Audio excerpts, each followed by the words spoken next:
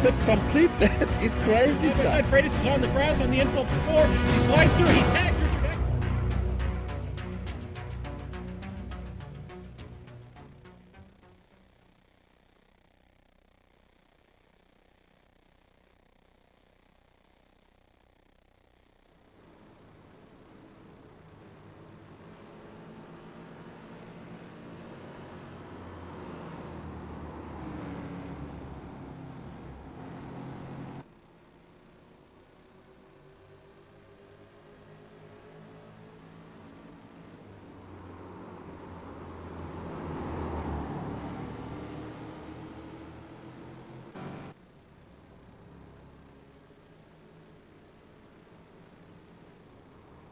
Six in the Continental Endurance Sports Car Series, and you're watching it live on the Global Sim Racing Channel. I'm your host, Joe Peak. Joining me in the booth tonight is Kevin Brown and Ayrton Ellis. Our cameras have been provided by Dougie Beard and are directed by Giancarlo Lindsay. The Glen has seen contact and controversy, as well as heroes and heartbreaks during its years in the Conti series. Known for being unforgiving and setting the stage for intense battles, it's a favorite among many drivers. To tell us more about the hard numbers of this course, let's go to Ayrton. Thanks, Joe. As we know, the Glen is one of the most famous U.S. tracks. It's 3.5 miles in length. That translates to about 5.5 kilometers, and 12 corners if you include the famous inner loop. And we're going to be running a 120-minute race here today in the MX-5 and Mustang. And we can't forget about the championship. With this being the sixth round, this will be the halfway point after today, and it's looking like it's staying pretty close on both of them, Kevin.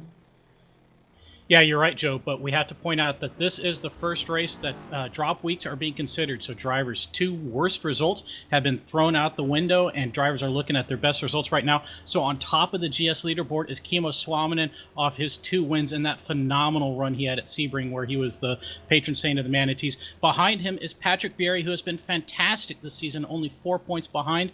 And then maybe having an even better season is rookie Sean Vandergriff, who has certainly caught me by surprise. He's having a great run, but he's not far ahead of Arthur Hermont in 4th, and it's Elliot Huffman in 5th, Joe.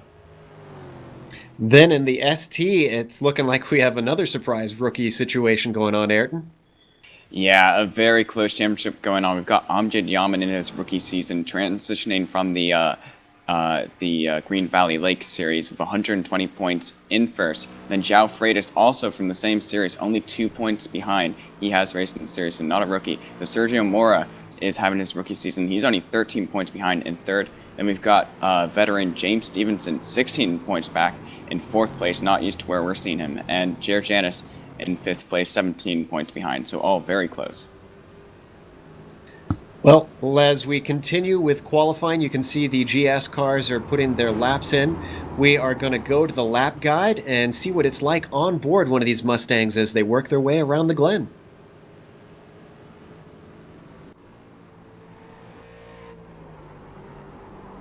All right, Kevin Brown is getting ready to take us on a lap around Watkins Glen inside the GSRC Mustang. Coming down the front straightaway here, crossing the start-finish line, you're going to have a heavy braking zone coming into 1, which is a 90-degree right-hander. Get right up to that curb, but don't take too much. Now you're going to be able to go very wide on the exit. As you can see, you got a lot of concrete runoff. You're not punished for that. Then this uphill, you have to get as good as an exit as you can on turn 1 because you're flat to the floor for quite a while.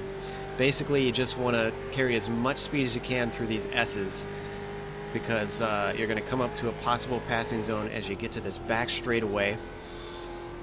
You might be able to use the draft. You're definitely going to be able to use the draft in the MX-5s. But another hard braking zone. Now, the inner loop presents an interesting challenge. It's very one-lined. You want to get the car rotated for the exit there. And then you'll come around the carousel, which is a long right-hander. There's a lot of banking, too, for a road course. It's very unusual.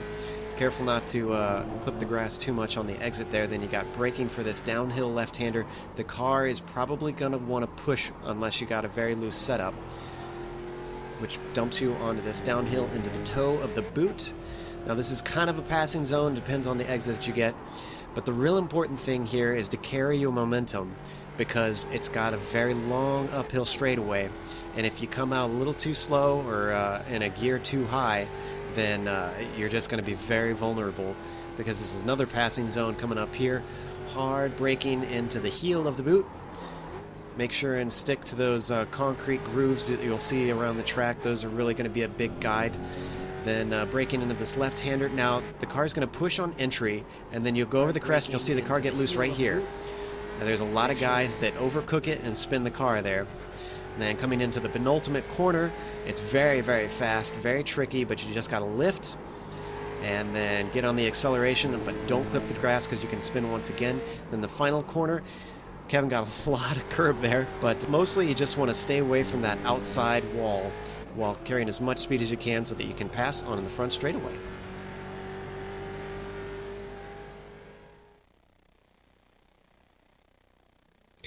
Welcome back. Qualifying is just finishing up right now, and since the ST cars have all put their laps in, let's start with them.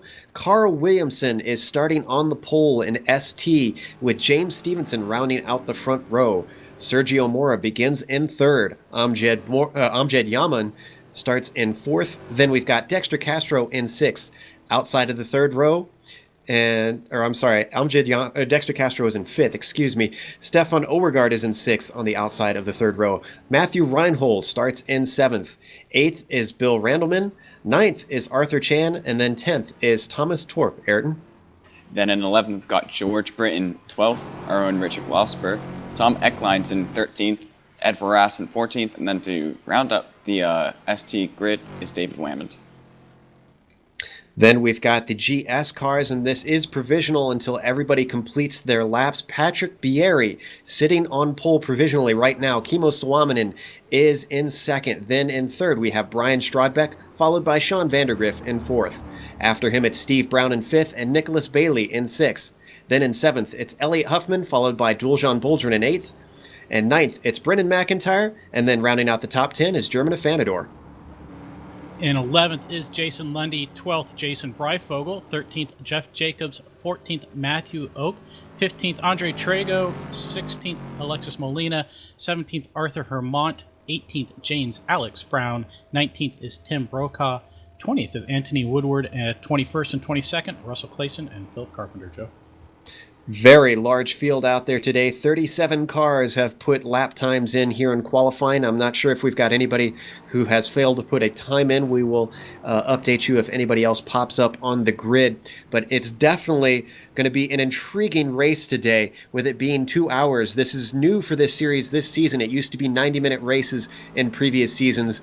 So everything that we know about how the racing goes out here could be slightly different. Although from what we understand, Aaron, the strategy seems to have really solidified itself throughout the season as guys have figured it out. Yeah, we've seen a lot of guys attempting different pit strategies, especially in the ST class.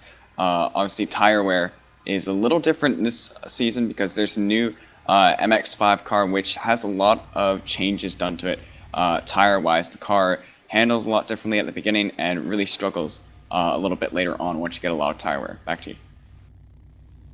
That, and they definitely, there seems to be something to be said for putting the heat in the tires on the ST cars as to what kind of laps they can do, that's for sure. The other thing always that guys have got to watch out for, Kevin, is the draft around here. It's almost a roval, or at least it races that way in some sense, with the way that it can keep things very close. You're absolutely right, Joe. There's definitely a draft in effect on basically every straight on this track, and there's a lot of them and a lot of long straights. So it's really, really of utmost importance to try and stay as close to the car in front of you as possible so you can benefit off that draft. And honestly, you know, that can help you out. You know, if a car is even a second faster than you around a lap here, you could probably hang with them just because of that draft. So making smart moves to stay in the draft of the car in front of you is going to be important, and not giving up that draft. That's just going to be an absolutely critical aspect today. It's looking like Mike Main is going to be our last car in the GS field. He did not get a lap in, so he's starting 23rd. So we actually have 38 cars out there today, even bigger, very large field here. So it's going to be very interesting, despite it being a long track with a lot of room for guys to spread out.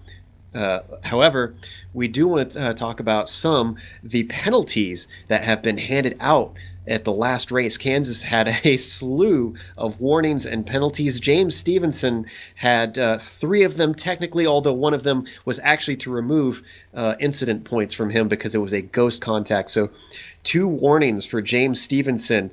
One of the other guys, João Freitas, got 3 different incidents where he got some incidents with the marshals. He had 2 warnings and actually had a 10-point penalty in the championship. German Afanador also had a 10-point penalty in the championship. Some other guys who ran into trouble, Mike Main had a warning. Actually, he had 2 penalties, not just warnings. He had a 10-point penalty and then a 25-point penalty. So Mike Main has not been in the good graces of the marshals recently. Philip Carpenter also got a couple warnings. And then guys like Matthew Oak got warning. Sergio Mora got a warning. So a lot of guys that are kind of have to be on their toes. They only get so many warnings, and then they're going to start getting penalties in championship points, which can come into play with some of these top guys, especially guys like James Stevenson, who is currently sitting in 4th in the championship and is the defending champion. But as the pace car continues off, one of the other topics that we should talk about, Ayrton, speaking of Stevenson, is the way he's been struggling this season. He's certainly not been doing as well. His luck seems to have left him in a few cases, but in some cases it's a bit of performance as well. Yeah, and I almost can't blame him because this is probably one of the toughest seasons he had so far. Dexter Castro is in really good form. He's only been in 2 races, but he's been a big contender in both of them. Amjad Yaman, obviously very fast driver, same as Sergio Mora and João Freitas, and they're all coming into the race at the same time. So we've also got Carl Williamson, he's not in for the championship, but he came here to race, and he's on pole at the moment, so he's definitely one of the fast guys who's going to be contending for the race win here. So James, he even though he's had a little bit of bad luck with incidents and contact with other drivers, he also has had a lot more competition for these races. Very true. And speaking of competition on the GS side, a driver who saw his first win last season, Patrick Bieri. Kevin, this guy has really come to the fore, and we were talking a little bit before the broadcast. He's a serious threat for this championship. Yeah, Patrick, we've seen him with a fair turn of speed in previous races, but it seems like this season it's kind of all clicked together for him. He understands the strategy now. He understands the mixed class aspect and how to deal with these slower Miatas all around him. And boy, he has absolutely been a revelation. So it's not been a runaway for Kimmo Suominen yet, and that's exactly what we want to see. And Bieri, boy, he put down a stonker of a qualifying lap, and I think he was the last car to cross the timing line. So he's definitely put his mark down on this race, and I think he's kind of daring Kimmo to say, what you got for me today. Absolutely. Another driver on the ST side that I want to watch out for, Ayrton, is Sergio Mora. He's been very close to wins in this series, but either by his own mistakes or some bad luck, it seems like he can't quite make it happen yet. Yeah, and I keep looking back on that first race of the season at Daytona. He just ran out of fuel on the last lap, which just cost him the win. So he's definitely had a little bit of bad luck, but he has the speed, so I'm going to keep an eye on him for this race as well. Yeah, I wouldn't put it past him. I feel like it's going to happen eventually. It's all just got to come together at some point. We've got cars now 2 wide as they come through up to the final corner. The pace car is going to dip off into the pits, and we are going to go green for this 2-hour race as Bieri and Suominen lead them away, waiting for that green flag to fly. There it goes. Patrick Bieri accelerates away, but he doesn't get a very good start as Kimmo Suominen is still right next to him. And look at just behind them, Brian Strodbeck is up in this as well. That turn 2 car keeping them in line. As they go 2 wide through turn 1, everybody is being nice and patient, and nobody is giving way, though. Everybody is still staying very close. No incidents, and we've got the ST start as well. Yep, Carl Williamson leading the way on the inside. He's also got a huge pack of cars. Amjad Yaman looking a little bit on the outside, but James Stevenson still holding the outside. They're going to go 2 wide in turn 1. Carl Williamson doesn't get quite clear of him, but there are still some cars going a little wide on the entry of turn 1. But James Stevenson side by side with Carl Williamson as they go up to the S's. nobody giving way for the lead as Stevenson actually went quite wide on that first corner, and drivers have been warned to watch out re-entering if they go wide through there and take care. We've seen it cause problems before. And look at Sergio Mora eyeing that center lane. I think he knows better than to try and make it 3 wide into the inner loop on the first lap. Still 2 wide, however, for the lead between Williamson and Stevenson. Williamson is going to try and win out as he outbreaks Stevenson, and they start to go single file finally. Well, Joe, I think the GS field has been absolutely 100% clean through the first half of this lap. I was expecting some content in the bus stop, or excuse me, the inner loop, but it looks like everybody's clean so far. Yeah, impressive stuff from everyone. I was especially amazed that we had so many 2 wide situations coming through turn 1 and nobody made contact. Very few of them actually went wide as well. So everyone is really looking smart at the start of this 2-hour race. It's a long ways to go, and so everybody's really kind of keeping it cool at this moment. Yeah, and right now that's absolutely what's been happening at the front. Kimo Suominen, Brian Strodbeck have been very cool, just staying with Patrick Berry. I think these guys are going to try and hook up together and see if they can't pull away from the 4th place car of Sean Vandergriff and that very bright pink Mustang in 4th, and who Steve Brown is all over the back of right now. Yes, Sean put in a very good lap to get himself into 4th on qualifying there and holding his own still in that position in that pink car. But Brown is not going to let him hold on to it for very long, I'm sure. He's been robbed of wins in multiple places, especially here during one of the seasons, a very contentious loss for Brown. And I think he's going to want to manage to get himself up into that first spot eventually. But as he tries to hunt him down, let's hop back up to the front because Kimo Suominen has closed on the back of Patrick Berry with that draft, and Brian Strodbeck is doing the same. However, Kimo starts to back off as they come down the backstretch. It's early in the race, and I don't think he's looking for a battle at this point as they slot into line through the inner loop once again. Yeah, and I think that's just absolute proof of what I was saying earlier. Kimo lifting off the throttle. Strodbeck actually got on the brakes halfway down the straight. They did not want to go side by side with Berry in the inner loop. I think they just want to try and pull away from Vandergriff as much as possible, force these other guys to get involved in the wars, and hopefully these guys can just hook up and maybe preserve their tires a little bit. At least that's what I think they're doing.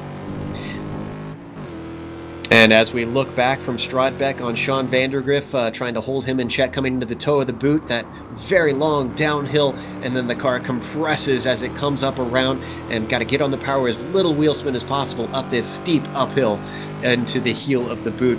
And both of them are looking very nice and tidy as Vandergriff is keeping him very close at the moment. One of the things we were talking about is, whoa, just a little bit of a slide from Strodbeck there.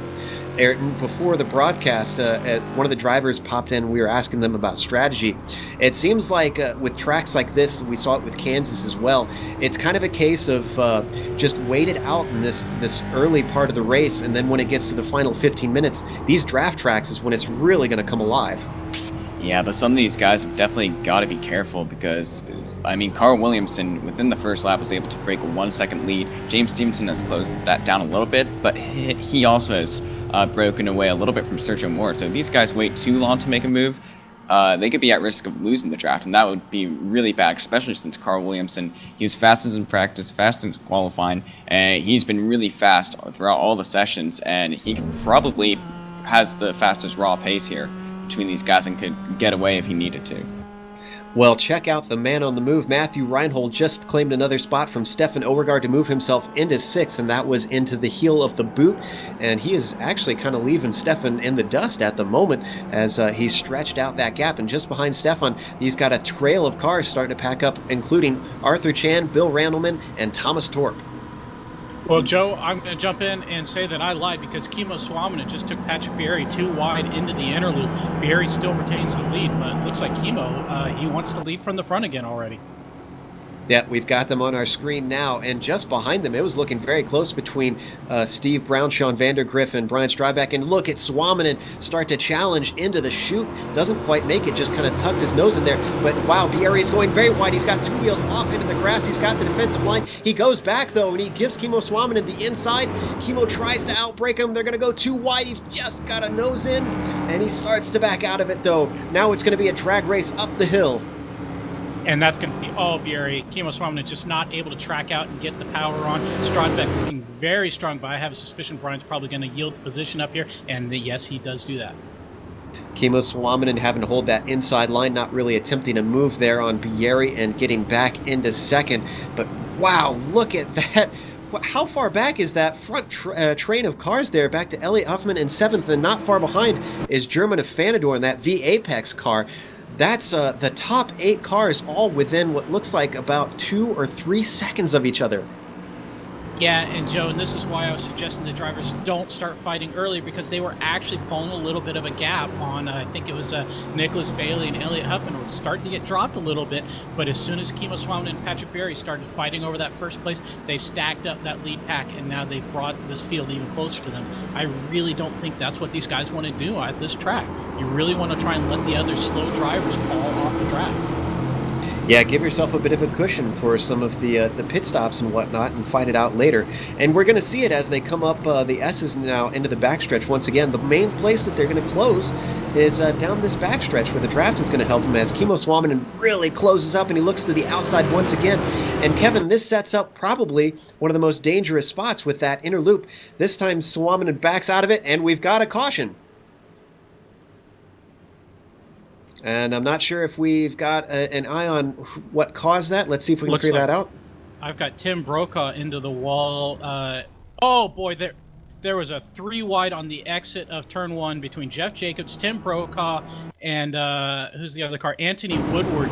Brokaw was in the middle there. Looks like he kind of overshot his braking as Woodward and Jacobs went side by side, and Brokaw just suddenly found himself in the middle there, and big contact. That's going to be a lot of damage to all 3 of those cars. They'll be lucky to continue any single one of them.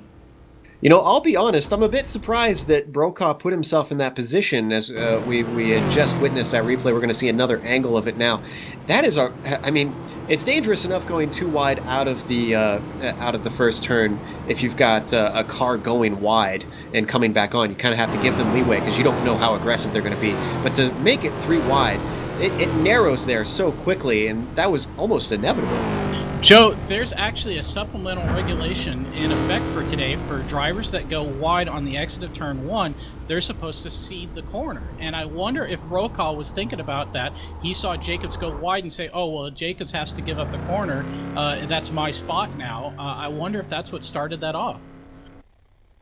It could be. We're getting some information, though, Ayrton. It sounds like you saw some other contact going on at the same time, too. Yeah, on the same lap. I don't think it had to do with the caution, but Richard Losper and Thomas Torp had contact with each other. It looks like Thomas Torp, he got sent to the back of the pack.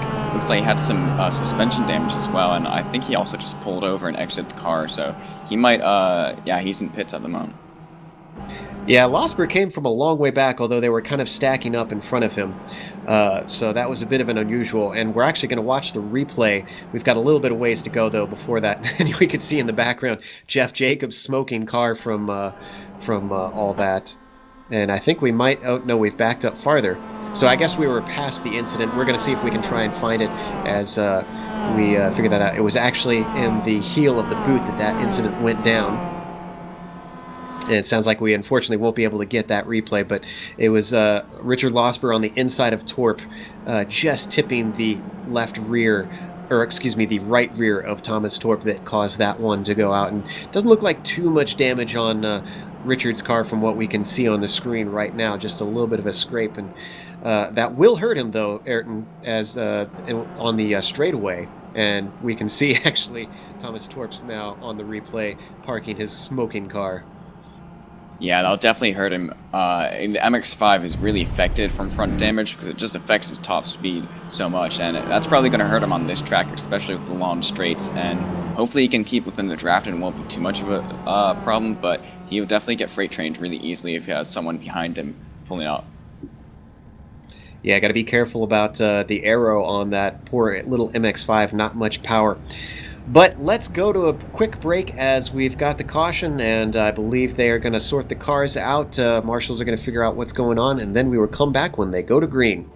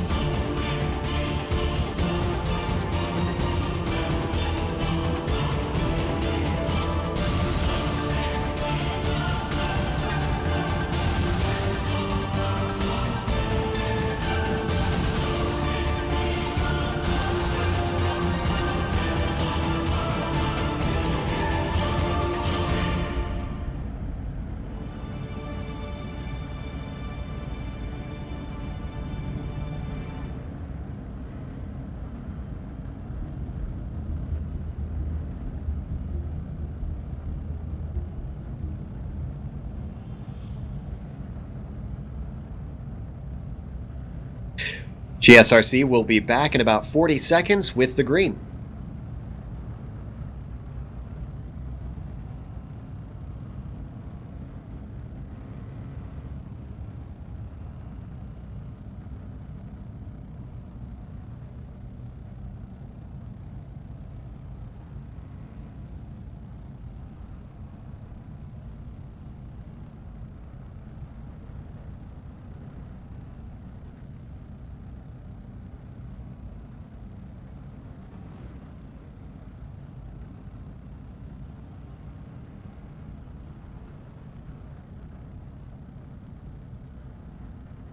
Welcome back. After our first caution, we are going green this time by. We've only got a little less than half the lap to go, and we should see a restart, first restart of the day for these guys. Now, this is definitely going to help on fuel, which I think we talked about briefly, Ayrton, and I'm sure, I believe we heard from the driver we were speaking to that they're going to need about 2 cautions in the first half to be able to make it to the end on a possible one-stopper, at least for the ST cars.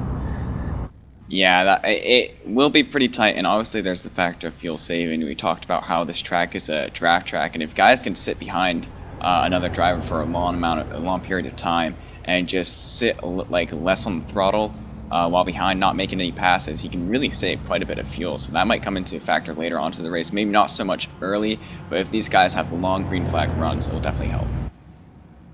And the other thing that I found interesting, Kevin, as we were talking to that driver, is that he mentioned that it seems to have developed into a strategy of late on the first pit and early on the second pit. Now, why would that come to be? You know, I'm not really sure, especially since I was kind of thinking today that maybe the best strategy is actually just going to be all about track position today. You know, we kind of saw that at Kansas where there were a lot of yellows, and track position might be the right idea. So I'm not really sure. You know, that was an ST driver talking, and I can never understand what's going on in their wacky heads. Just a quick update. Tim Brokaw has retired, unfortunately, as his car has given up the ghost. But we are getting ready to go green, and Patrick Bierry is going to lead the way, followed by Kimmo Suominen in second, Brian Strodbeck in third, Sean Vandergriff in fourth, and Nicholas Bailey sitting in fifth, doing very well for himself today. Green flag comes out. Patrick Bierry accelerates away. This time he's got a little bit more of a gap to Kimmo Suominen, and look at that in the back. Another car, that is Elliot Huffman, starting to go 2 wide on Steve Brown, also looking at possibly 3 wide on Nicholas Bailey. He tries to back out of it. They've got German Afanador in the mix as well, as guys stack up into that first corner. Everybody sorting themselves out. Once again, it looks like no contact down the line. What's the ST start look like? Well, a little bit of checkup going into turn 1. A lot of these guys had to brake a little bit. Amjad Yaman had to do a little maneuver, not in order to hit Sergio Mora, but besides that, they've gone pretty much single file. I do see Stefan Overgaard starting to make a move on Arthur Chan for that 7th place position going up the S's. Just a quick note, Anthony Woodward and Mike Main are slightly out of position, and they are behind the entire ST field working their way through. So those guys have got a bit of a headache to try and get themselves through some slower cars. Meanwhile, back up at the front, it looks like Patrick Bierry has held on quite cleanly, had a very good start this time, and it's not nearly as close. But Kevin, I expect that to close up as the laps go by. Yeah, I agree with you. Kimmo just looks kind of pretty quick right now, so I don't imagine that Bierry's going to be able to hold off, or at least run away from Kimmo without the aid of some draft or some other cars involved, and watching Brian close up right there under braking very easily. So, yeah, these guys are all looking pretty pacey right now, so I expect something to happen, like perhaps Steve Brown trying to make an attempt on Nicholas Bailey this time by. Well, down the line, you could see Andre Trego and Arthur Hermont going 2 wide, and Trego is the one who came out on top on that one. James Alex Brown took a little bit of a look on the inside of Hermont as Hermont tries to get the position back, coming in to heel the boot, but wasn't quite close enough. Trego gives him plenty of room, but holds on in the end as these guys are fighting very fiercely for 15th and 16th. And I got to point out that I was right. Steve Brown did pass Nicholas Bailey into the heel, so well done me.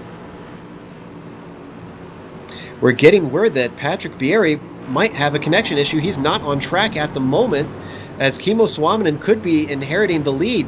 Bierry's still not back, as I'm waiting to see if he's going to pop up. Oh, this is heartbreaking for him. This is going to have huge implications if he can't finish, or stay on the lead lap for that matter. He he may still be there. He's showing with good ping, but poor quality. So this is going to be kind of weird. This is internet racing. Absolutely. Well, in the meantime, Strodbeck is all over the back of Kimmo Suominen, who I'm seeing scored as the leader until we see otherwise from Patrick Bieri. Is Strodbeck going to make a move? Yes, he does. He ducks to the inside, coming in up to the inner loop. Who's going to outbrake the other into the braking zone? It looks like Strodbeck is into the lead. Absolutely well done. It helped that Kimmo, I think, decided to give that ghost up and let Brian take the position lead. But Kimmo's got to be a little irritated. He got to lead the field for all of half a lap there. Yeah. Well, I from what I've seen earlier today, he doesn't seem to be too anxious to be up front. I mean, he's made some attempts, but he's not really fighting terribly hard, as you said. In fact, right now, he's already got Sean Vandergriff all over him. I wouldn't be surprised if we see Kimmo more content to hold second place and maybe fight to hold that position more than he would the lead. And first, I got to say that we do have official statement that Patrick Bieri, he has been disconnected from the server due to lack of internet connection. So that's just heartbreaking for Bieri. And here comes Steve Brown on the back of Sean Vandergriff, but backs out of it. He could have had an opportunity to heel the boot, but decided not to. Just behind him, I thought we had some action, but I guess not. I thought I saw too wide. Everybody's still single file, as now they come into NASCAR. Yeah, absolutely. And we see Kimmo Suominen just tucked up under the bumper of Brian Strodbeck right now. You know, these guys have run well together in draft tracks at Daytona before. I wonder if they are just comfortable with each other and are just going to have a go. And it looks like Patrick Bieri has reconnected to the server, so maybe he's going to try and turn some more laps and maybe hope. Yeah, it's going to be frustrating for him. If they get another caution, though, he could get his wave around and get back onto the lead lap. It all depends, but he'll have to get back out on that course very quickly. Brian Strodbeck continues to lead with Kimmo Suominen in second, Sean Vandergriff in that pink car in third, Steve Brown following in fourth, and Nicholas Bailey in fifth. Now, Bailey is another guy, you know, speaking of Bieri really coming to the fore. Bailey isn't usually a front runner, or hasn't been in the past, but he's been up there in the championship, and even though he hasn't really been challenging for wins, Kevin, he's impressed me with the way that he's just kind of taken advantage of other guys' misfortune or bad choices and really got himself up to the front of the field. Yeah, Nicholas is a little bit of an enigma. Sometimes he's really quick at tracks, and sometimes he's a bit off the pace. But it looks like Watkins Glen is definitely one of his preferred tracks. He's having a nice little run right now, trying to hold off German Fanador into the carousel, which he does. I was a little surprised that Bailey was able to get around Steve Brown. But yeah, Nicholas, he's having a good run, and I'd like to see him capitalize on that today. Absolutely, as he sits in fifth with German Fanador in that V-Apex machine, really hounding him very close to the back of that blue and white machine, now coming into the toe of the boot, but no opportunity there, as actually just a little bit of a wobble from a Fanador, and that lost him some speed with Elliot Huffman now taking a look, coming up the hill. And I just want to give a quick aside that Patrick Bieri did rejoin. He is back on track. He is only a single lap down. So if there's another yellow, he should be able to get that wave by, rejoin the lead lap. He still has a chance at this, Joe. Yeah, it's just going to be a lot more work for him to make up that lost ground, that's for sure. Elliot Huffman, we saw, did not manage to take that position, but we're currently looking at Patrick Bieri running all by his lonesome, now 9 laps into this race. So, as we've talked about the GS cars, let's switch over to the ST. I see Carl Williamson still leading, and James Stevenson is really keeping him in touch as well. But they've got Anthony Woodward just behind them in screen. This could cause a little bit of chaos just for a moment. Yeah, Anthony Woodward just slowed up Sergio Moore a little bit and allowed Amjad Yaman and Dexter Castro to catch back onto him. So that third place battle is definitely underway. But Carl Williamson doesn't really have much room to breathe. James Stevenson has kept up with him right on his bumper for the last few laps after the restart. So he's really been putting the pressure on. Carl Williamson really has to make sure not to make any mistakes, and that draft is always going to be there to keep James Stevenson in check. We're sitting on board with Woodward as he tries to go by these 2 leaders down the front stretch. It looks like he's going to be able to clear them just barely. He might hold up Carl Williamson just a bit as he slots into line. We look back at that ST car, and Stevenson closing in on him now that he's had to check up ever so slightly through that first corner. and it looks like he's now very much gaining. I'm not sure if we can hop cars over to Williamson and look back at Stevenson, because he is very close to the back end of that MX-5. He should be able to make a move if he chooses to, as Carl Williamson also skims the grass a little bit. Shouldn't slow him down too much, but looks like James Stevenson actually looks like he's lifting off throttle a little bit, not wanting to make any moves, so just playing it smart and safe at the moment. Yeah, I think he might be employing that fuel strategy that you mentioned a little bit earlier, that maybe he's thinking long terms, be able to jump somebody in the pit with just that extra tenth or two of saving fuel and be able to get out just a little bit ahead. It's not over yet as far as GS cars go, because they got Mike Main behind them. But just behind them, you mentioned Dexter Castro earlier. Now, he was a bit of a new and improved Dexter Castro at the last race at Kansas. Absolutely shook everybody and took us all by a bit surprised, and took his second win. Yeah, he's shown some great pace, and I think he's fixed what he had problems before. Before, he would always make I want to say silly maneuvers and getting himself in bad situations, but now he's playing it a lot more conservatively, and just, I mean, at the moment he's just been sitting behind Amjad Yaman, not making any moves, and just playing smart and safe, which is the way to go, especially in the early parts of these races. And as you mentioned before, it's a 2-hour race instead of the 90-minute races, so you've really got to play that game a lot longer than usual. And these two are 49 Motorsports teammates, which we've seen a number of teams in this series, and that has come into play with drivers using each other in various ways. And I wonder if maybe they are employing a bit of team tactics here and keeping close to try and conserve fuel a bit. Yeah, and they normally run the same strategy as well, at least at 49 Motorsports they do. So they'll probably be looking about the same times, and I'm a little surprised that they haven't been focusing on trying to keep in check the guys ahead, and they might be struggling a little bit on pace with their setups or such. Well, regardless, as they tick yet another lap off, we are sitting on lap 10 with about a fourth of the race done. We've got an hour and 34 minutes left to go, so these guys are now getting into the thick of it as this race continues on, and we watch Dexter Castro. Let's hop back up to the ST guys, though, because we still have an 8-car train for this lead pack. This is something we usually expect with the ST guys, Kevin, even though there is the draft in play with these Mustangs, it usually isn't nearly as effective, but it's certainly keeping things nice and tight up front. Yeah, it is, and these margins are very small, and they're shifting around a lot as guys make little tiny mistakes. It's enough to drop them off a little bit from the car in front, allow the car behind them to catch up a little bit. Then the draft comes into effect. They pull up on the guy in front of them. So I'd like to just say that, oh yeah, there's absolutely a battle going on here or there, but mostly these guys, I think they're just giving their all to stay within a car length of the car in front of them, and by and large, they're doing that. The big exception is that car in 9th place, Duljan Boldrin, who got dropped by that lead pack. He is out of their draft, and he's going to have a tough time unless the car behind him, Jason Lundy, is able to make up some ground and catch up to his draft, which is a little bit odd right now. So I would suggest that Boldrin and Lundy might make sense right now for Duljan to actually give up the ghost a little bit, allow Jason Lundy to catch back up to him, and work together in a draft to try and get back to that lead pack. Either that or hope for a full course yellow. Yeah, and you can see just how much he is by himself as far as the racing here goes. I mean, it doesn't look like much normally in endurance racing to be that close to each other, but here, with the way that the draft has kept cars together, he is definitely all by his lonesome. And look at how big the gap is up to that next pack ahead of him.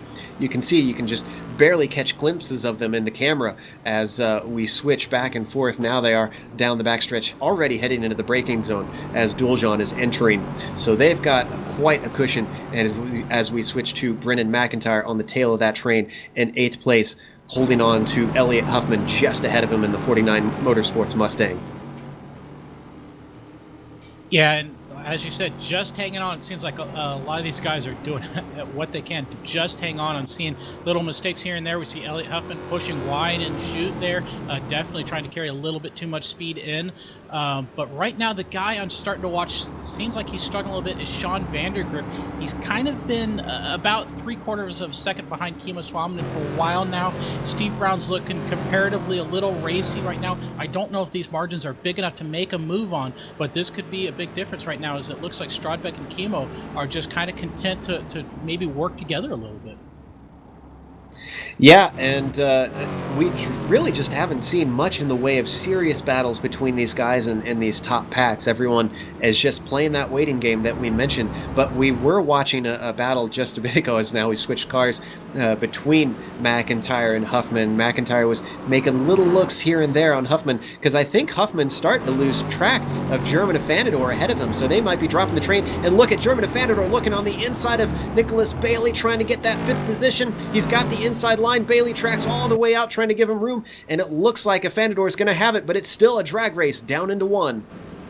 Still a drag race down into 1, and if these guys don't sort it out before turn 1, they do sort it out before turn 1, but the point I was going to make is if they tried to go through side by side through turn 1, it was going to allow Huffman and McIntyre and Boldrin to catch up to them, or at least Huffman and McIntyre, but it already has allowed these two to catch up, and they've kind of been dropped a little bit by Vandergriff and Brown. We should point out Brown at the same time managed to get around Vandergriff, so these guys have now got about a 1-second gap behind Chemo. They have got to hurry to try and catch up to Stradbeck and Suominen.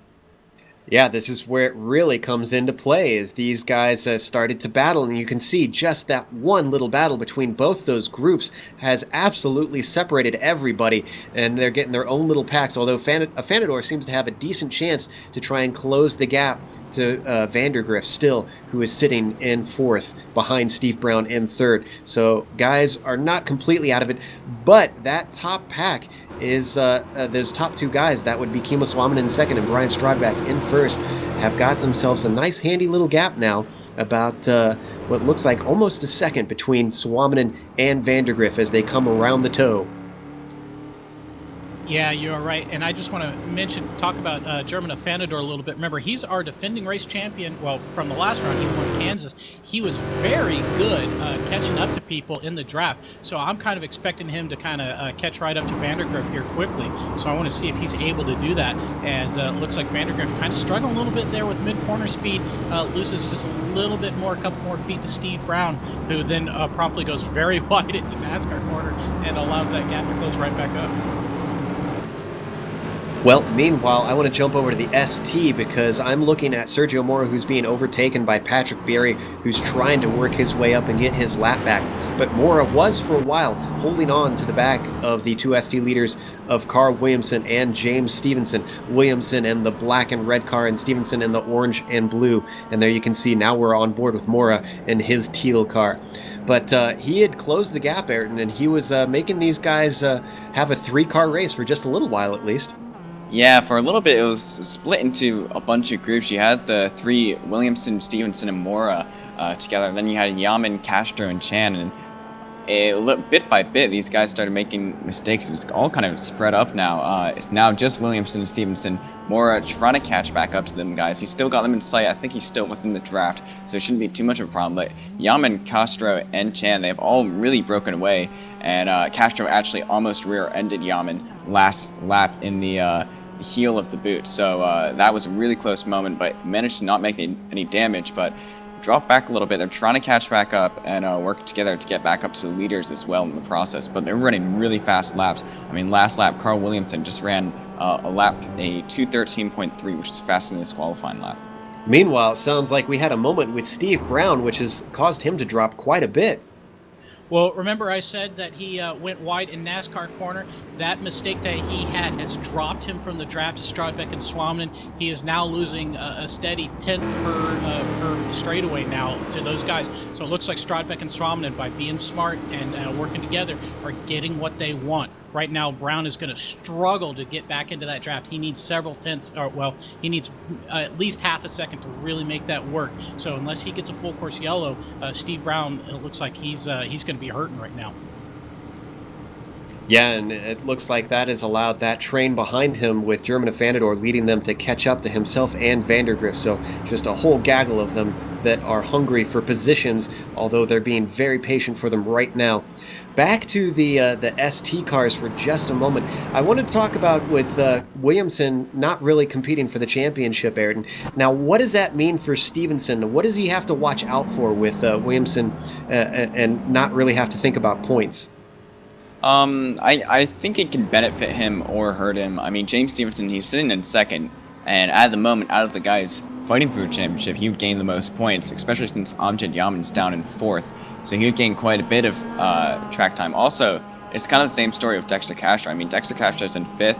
He's not really messing with the 3 guys, Stevenson, Moore, and Yaman, who are fighting for the championship. But if he tries to get up and fight for the win, especially with Williamson as well, and they all 5 or 6 of those guys are fighting, then that could really mess with the championship, and especially one of the guys fighting for the championship fall in the end of that pack in the last few laps of the race. They're kind of stuck in a situation where these guys, they're racing for the win, but they're not racing for the championship, so they're not going to give anything to the other guys. Yeah, they don't have to worry about, well, how is this going to affect my points down the line? So obviously they're going to be a little bit more bonsai, a little bit more aggressive. And we've seen from Carl Williamson that he knows how to be aggressive up front. He is incredibly fast, and he's showing it once again today. In fact, I want to say in previous years that he's won this event in Conti. I can't remember exactly. See if we can figure that one out. But he's doing a good job leading, has led most of the laps so far after starting on pole, if not all the laps, actually, I believe. And is as he goes very wide coming through turn 1, is just keeping everything nice and cool at the moment. In fact, these top 3 cars, nobody's really doing anything crazy. Everybody's just kind of keeping in line, holding on. Sergio Moore doing a very good job to try and get back up. Every time he seems like he gets split by some traffic somewhere at some point, but always manages to try and close up that gap with that draft. And look at that gap. Wow, just an incredible gap. You've got the top 5 actually, and then can't even barely see the guy behind Dexter Castro, which would be Matthew Reinhold, who's actually right now fighting with Arthur Chan for 6th and 7th position, and he backs out of it. Yeah, Arthur Chan, he managed to catch up to Dexter Castro and Amjad Yaman for a little bit. He made a mistake and then fell back into the clutches of Stefan Overgaard. Actually, it looks like Overgaard might have a little bit of damage on the front of his car, and as we talked about before with Richard Losper earlier, that can really hurt him on the launch straight to this track. Yeah, Overgaard doesn't seem to be having a very good day today. He qualified, where was that? I believe it's 6th, and currently sitting 8th, and has dropped quite a bit from this lead pack. And he's one of the guys that used to be competing up with the win, kind of holding on to James' coattails in the past since he's a teammate and has been able to utilize that draft, but certainly not today. Yeah, and normally James Stevenson and Stefan Overgaard are working together, especially during qualifying. They work together to get draft for good laps, but as we saw today, Stefan Overgaard and Richard Losper were working together instead of Stevenson. So perhaps Overgaard just didn't feel like he had the pace for this race and wanted to go on his own. James Stevenson had to kind of just do stuff on his own as well. Well, let's jump to Arthur Hermont because he's got a very good battle going on right now with Jason Lundy, and this is for 9th and 10th position. Hermont amazingly held onto it through the inner loop there, and was able to defend from the outside, which is an impressive feat. And this has allowed Matthew Oak and Alexis Molina to get up on the back of these guys, and look at Lundy looking on the inside of the chute. And Joe, I'm going to point out that that's actually Arthur Hermont's teammate Doljan Boldrin who's in the battle with Jason Lundy. My apologies. I was looking at those paint schemes, which are very similar, and you can see that red and white 8 or 80 car. Those guys have actually a very nice little scheme. I quite enjoy those. But meanwhile, as they come now up through up the uphill out of the toe of the boot, these 4 guys are still very close. And look at Boldrin going defensive into the heel, holds on to the position. But is this going to sacrifice his exit? No. In fact, he gets a very good exit. And Matthew Oak is now looking around the outside, ducks to the inside, coming into NASCAR. No good, though, and they stay single file. Yeah, these guys have kind of been doing this for a while. I've been focusing more on the lead pack at 8, but this middle pack here has been close to each other, but none of them really seems to have a significant advantage over one guy or the other. So I'm kind of waiting for one of them to make a mistake for a position change to really happen. Now, I remember Matthew Oak is one of the guys that's been in trouble with the marshals just a bit. I believe he's gotten 2 warnings now for 2 consecutive races, so he needs a clean race at this point to keep himself from starting to lose championship points. Yeah, you're right. He does need a clean race, I think, not only for the championship points, but to prove to everybody else in the series that, hey, yeah, I can drive clean. And it's just been a couple of bad situations that I've been in. But, yeah, he's been looking racy right now. This is a quick little group right now. So to be consistently smooth and with him, that's putting on a good show. And, he's got Alexis Molina breathing all over the back of him coming up to the inner loop. I wonder if something's going to happen right here. I'm kind of rooting for that back tactics racing. As we see Jason Lundy poke on the inside, but no, he's not going to do anything. Molina very, very close, under braking to Matthew Oak, nearly taps him, gets very loose and sideways through the inner loop, and Jason Lundy, I think, has missed his shift. That's allowed Molina and Oak to go right past him. Something's wrong with Lundy right now. Yeah, his car is moving very slow. In fact, he's losing another position to Arthur Hermont, and then Andre Trago is looking to try and make that up now as they're going too wide. Finally has it into sorts, and they're going to hold on to it. Look at Lundy try and defend that position through the chute. He's able to cling to it, and who's that on the side of the road? That's Matthew Oak. So not sure. He made contact with Alexis Molina. Looks like Molina... I think Molina saw a gap. Yeah, we're going to look at the replay here, and was trying for it, and unfortunately it just got a little too tight. You can see Oak just went a little wide through the chute, and Molina was trying to hold the inside. And it's hard to tell from that angle. I'm not sure, but they definitely made contact, and Oak was the worse off for that. Yeah, I'm looking at this pretty hard. It looks like definitely Oak was very wide on entry, and I think Molina thought, oh, this is my shot, I can go. Oak still kind of had that corner, came down, and they just barely touched. But it's enough to spin Oak into the wall, and I think in his race, I don't think there's any damage that I can tell on Alexis Molina's car. I'm looking, but I just don't see anything. Well, he was right by a gap in the wall, and we just watched it on that helicam to get a better angle on that. I'm not sure if the trees blocked it because I was kind of looking at some other stats at the moment. But yeah, he's exited now into the pits, and he's getting some work done on his car, which is severely damaged. That I would probably say that one is definitely more of a racing incident, because Molina did come from far way back, and like you said, Oak kind of had the corner. He maybe could have given just a little bit of room, but you can't blame Molina for wanting to try and take advantage of the situation. No, I don't blame Molina one bit. Oak made a mistake and was a full car's width off the racing line. I think Molina had every right to make a move there. It's unfortunate that they touched. I'm just going to put that down to internet racing and not being able to look out your side window and see that there is actually a car right there for you. Yeah, unfortunate to see. I think we might have accidentally cursed Matthew on that one, having just talked about needing that clean race. So let's go through the top 5 real quick, because it looks like, actually we do have a battle going on. That was, I believe, was that Hermont that was battling with someone there? Yes, that's Hermont and Lundy, actually, that we're duking it out. I was about to go through the top 5, but we got a bit of a battle going on. Yeah, it looks like Hermont has suddenly found a little bit of pace, or Lundy's fallen off a little bit. Not really sure. Oh, that's right. Lundy made that mistake in the interlude. And I can confirm that that was not a cut course penalty, so he must have missed his shift and spent an agonizing long time trying to find a gear. I've done that before in the Mustang many a time. It's unbelievably infuriating, hunting for that gear to just finally get the car going. So I think Lundy's probably a little faster than Arthur Hermont right now, probably looking to make a move forward. Well, since he doesn't look like he's got an opportunity right now, let's jump, or at least I guess we could watch this as we list off the top 5. And so let's stay on this battle, see if anything comes of it. But let's bring up our leaderboards in each class. Brian Strodbeck is currently sitting in first. Kimo Sawamanen is in second. And then Steve Brown rounds out the top 3 in GS. What's the top 3 look like in the ST class, Ayrton? Well, it stayed pretty much the same. Carl Williamson still leading the race with James Stevenson in second. Right behind them is Sergio Mora in third. So not much change up there, as you said. And look at Jason Lundy really on the back of Arthur Hermont coming out of turn 1. This is really going to behoove him and get that draft nice and handy up onto the backstretch here, Kevin.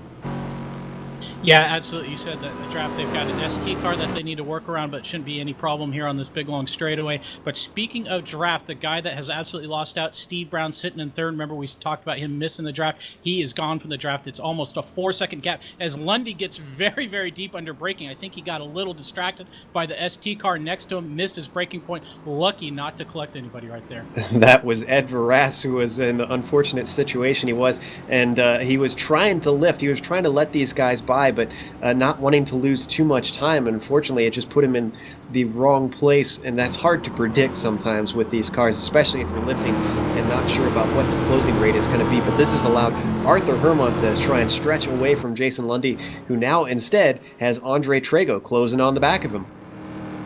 Yeah, Lundy's just kind of absolutely in the wars right now. I think he's seeing everything that Continental Endurance Sports Car Series has to offer. You make a little bit of mistake, you got somebody breathing all over you, and that's Andre Trago right now. And we know Andre is a quick customer in the Mustang. He's been a little off this season, but I expect him to be able to, carry some pace with anybody right now.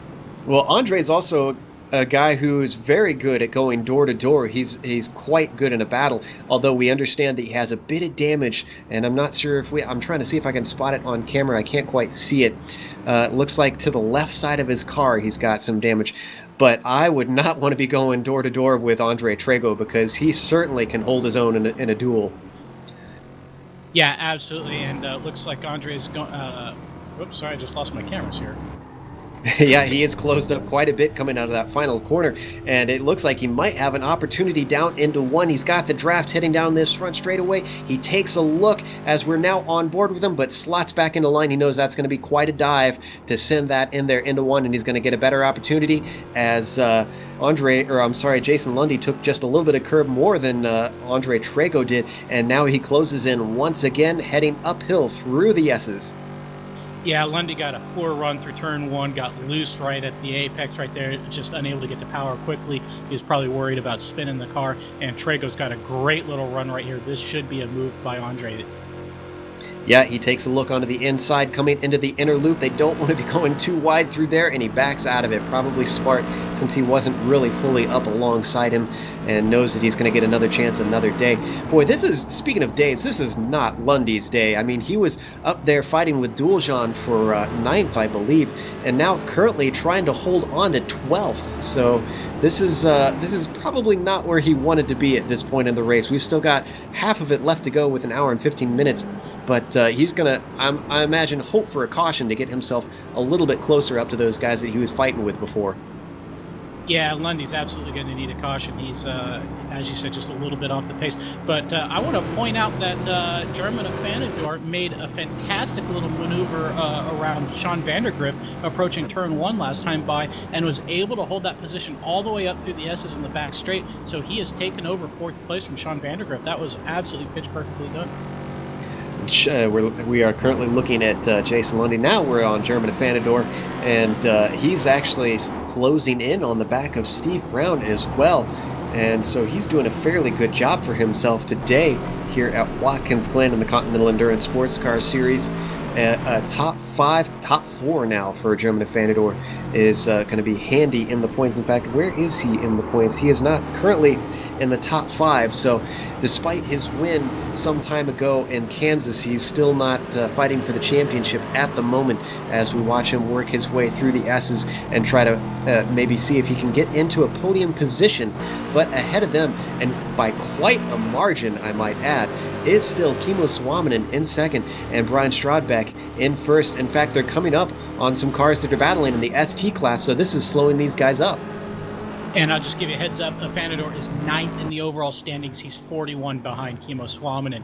So speaking of Kimmo Suominen, he's absolutely been fantastic just riding in Strodbeck's draft. But now what are they going to do to get around Randleman and Losper? Certainly Randleman's going to be done in the chute, and I guess Losper's going to be done right here approaching Toe.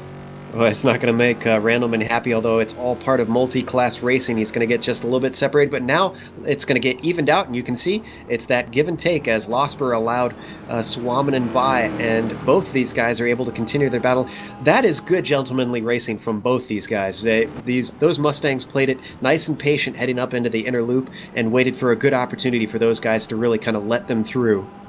And Joe, even though that was great teamwork done between these classes right here, that allowed Steve Brown, German Fanador, and Sean Vandergriff to close up over a second on Strodbeck and Suominen. So even though that was almost a pitch-perfect pass attempt done there, it still had a big effect in the GS field.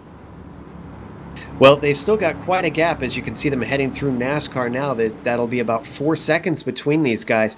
And man, this 3rd, 4th, and 5th battle is still very close between these guys. Fanador's managing to hold off Vandergriff for that 4th position still. And we've got a car heading into the pits. That's Steve Brown, who's making German Fanador go wide. This is definitely an early stop. He's obviously the first of the regular runners in GS to make his stop. So a little curious. I thought everybody was probably going to try and go a little later on their first stop, but I guess not. And we saw Brown, whoa, as we're still on Brown, but I saw off-screen German Afanador had a close moment with Bill Randleman, but now they're managing to get by those guys. And look at that, we've actually got 3 cars in, and I believe that was Elliot Huffman who actually passed his pit stall there. You don't want to do that. That's a big loss of time, missing your pit stall, and really can hurt you in the draft at this track. And Steve Brown is away. Let's zop over to German Afanador because he is getting passed by Sean Vandergriff, and Vandergriff has that position back, and that's going to move him up into 3rd.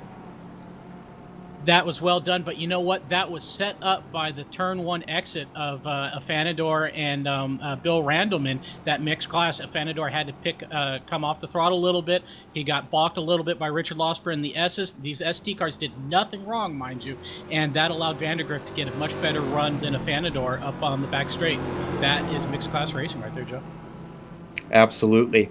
Well, let's jump over to the ST class, see what these top 3 are doing between Williamson, Stevenson, and Mora. And Ayrton, one thing we saw with Steve Brown heading into the pits was he stayed right coming into that final corner. And I believe that's a new rule for this season at Watkins Glen specifically. Tell us a little bit about that. Yeah, so the new rule is that the drivers have to stay right before the last corner in order to signal that they're going to be going into the pits, and especially since the pit lane is so close to the final corner on this track, that allows you to stay on the right side and be set up right for pit entry. So it's a lot safer, and hopefully will work a lot better for these guys and not cause any major incidents for people that are heading into the pits really abruptly and throwing other drivers off. Yeah, there's some things that you kind of have to mandate to make sure that everybody's a bit aware of what's going on. And it's nice to see so far everything's been fairly clean. We've only had 1 caution, although let me find some wood to knock on after I say that. But it'll be probably a very different story once we get later in the race. We're not even at the halfway point, and it's been a lot of a chess match going on today, Ayrton, out on track. Yeah, and just talking about pit stops, these ST guys, they're going to have to be thinking about heading into the pits in the next 5 or 10 minutes because those tanks can only go for about 50 minutes, and we did have the caution, which allowed it to extend, so you can probably go about 55 to an hour. So these guys, they might try to put a pit stop right on the hour mark and then see if another caution comes out and make it to the end, or if not, they'll have to make another pit stop before the end of the race. Now, I wonder if Carl Williamson is missing a trick here because I'm pretty sure he's been leading every lap so far. So James Stevenson has had the advantage of that draft, and I'm not sure if you've been keeping track on whether or not he's been making any pass attempts, but if he hasn't, he's been lifting, which means he's going to be able to go so much farther than Williamson, or at least, if not much farther, take so much less fuel. Yeah, and you can even see it on the straight. He pulls up to Carl Williamson and then lifts off a little and comes a little bit farther away before the corner comes. So he's definitely lifting. He's probably lifting off before the corners as well, just to save more fuel. So that's probably really going to help him, especially give him an advantage on Amjad Yamin and Dexter Castro, who for quite a bit have been running on their own, but they do have the GS leaders going by them right now. Well, all it's going to take is a single yellow to change everything on that, especially if they can get it right now and extend themselves that little bit further, or even do their pit stops under caution and not have to lose any time whatsoever. But as we continue on with 1 hour and 8 minutes left to go, everybody is very much playing it cautious except for a few battles here and there. And we've got Kimo Sawamanen, our leader, Brian Strodbeck, into the pits now. Yep, both cars are in. Sean Vandergriff stays out. German Afanador also comes in. Brendan McIntyre stays out. There is a shakeup in the top 6. I wonder who's going to take the lead out, the Strodbeck or Swamin. Let's see what happens here. Meanwhile, as we watch this pit stop, Sean Vandergriff did stay out and is going to lead lap. He's going to get a bonus point for that, as they do get a bonus point for staying in the lead to try and encourage these altering strategies. And at this day, it does seem to have switched things up a bit for some of these guys. Meanwhile, as we watch to see how these guys are going to do, both of them taking tires, as they're probably going to have a lot of high demands on some of these high-speed corners in these Mustangs, as they don't have a lot of aero grip. And it looks like, look at that, Kimo Sawamanen comes out ahead of Brian Strodbeck. He does, and I'm very confused. I was watching that very closely. Strodbeck's left side went up before Kimo Swaminen's did, yet Kimo's left side came down first. Both the right sides came up about the same time. Kimo's came down first, Kimo drove away first. That's a nice, healthy little gap right there that Kimo Swaminen has, but I bet you Strodbeck's able to close up with this draft. Yeah, I wouldn't doubt it. And not only that, but with the traffic, because they've got some ahead of him. That's George Britton just up the way, and then actually Steve Brown, who hasn't pitted, who's in the same class. And yeah, look at this just now. So he is going to be held up because they're heading around the carousel, although the ST cars tend to be just slightly faster through many of the corners.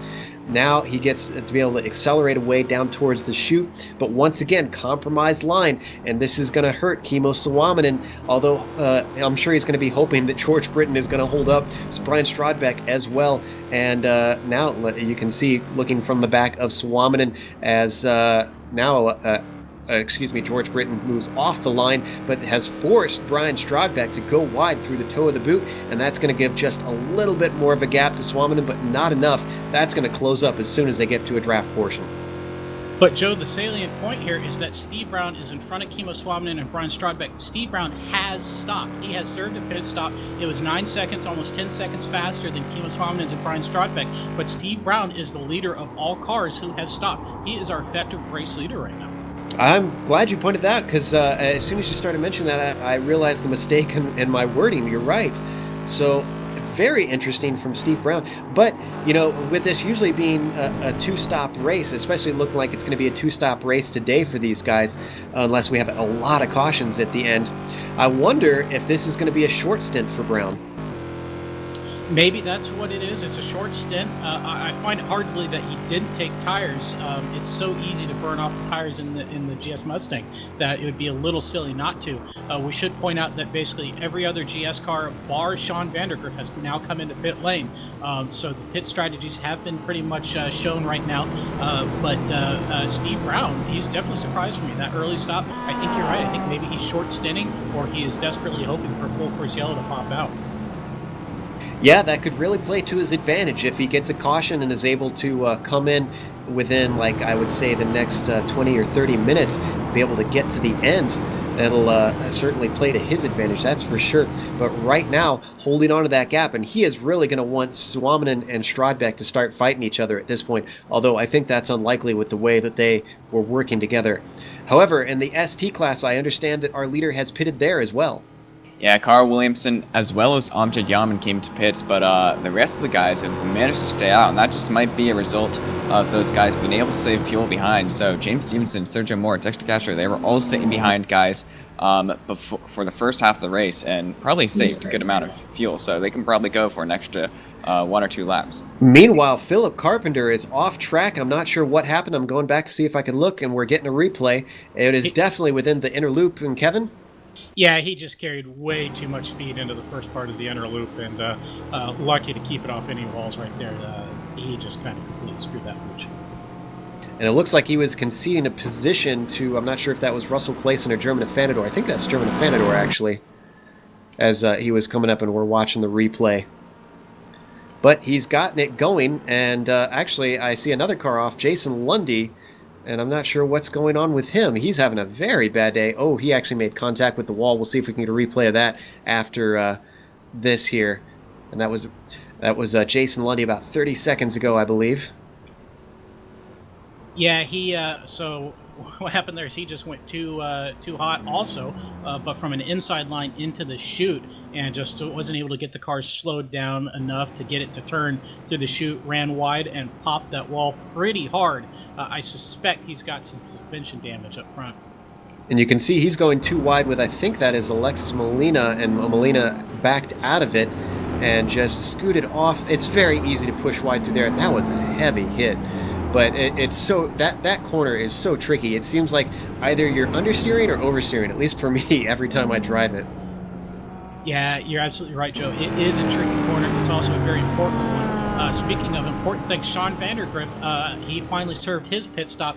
He has now rejoined in 6th place, so he has lost position to Nicholas Bailey and German Afanador. Remember, he'd actually gotten around Afanador before the stops. So staying out that long did not help Vandergriff.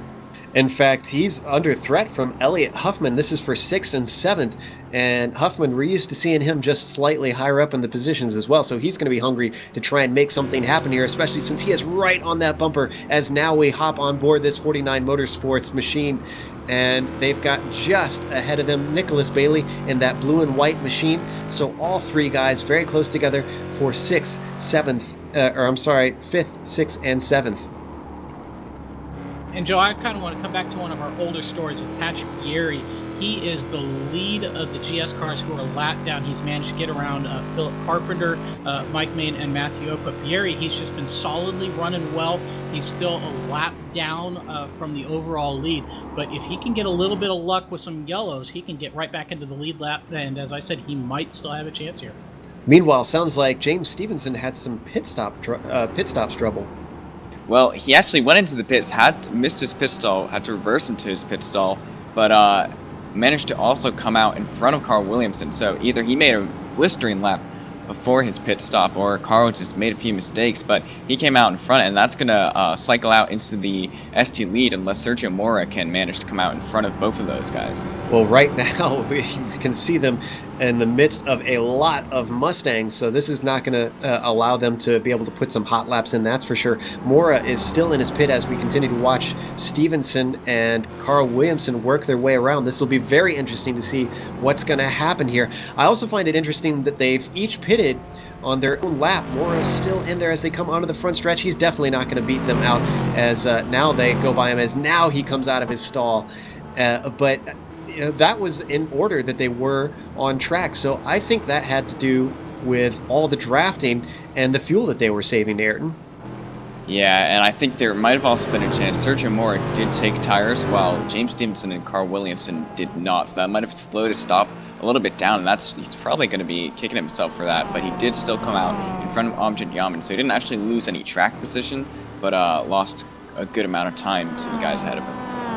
Meanwhile, Kimmo Suominen currently in second place. Last time by the line, it was less than a second to Steve Brown, but it's definitely not that much anymore. You can see them both in the same picture coming around the toe of the boot, and Kimmo Suominen is putting a challenge on for Steve Brown now that he's worked his way into the lead through pit stops. Yeah, absolutely, and I'm not really sure what it... Oh, Steve Brown apparently only took less sides on the pit stop, so I think that right front tire is giving up the ghost because he's lapping almost a second slower than Kimmo Suominen is right now, and you can see Kimmo is just flying. In fact, Kimmo has left Brian Strodback behind just slightly, so right now he could have a clear track to work all by himself, especially if he can get by Steve Brown, which with that tire problem that you mentioned, it looks like it's not going to be hard work for him. Yeah, it shouldn't be too difficult. Well, Steve Brown can be tough to pass. We've seen. Oh, not when he goes into the wall like that.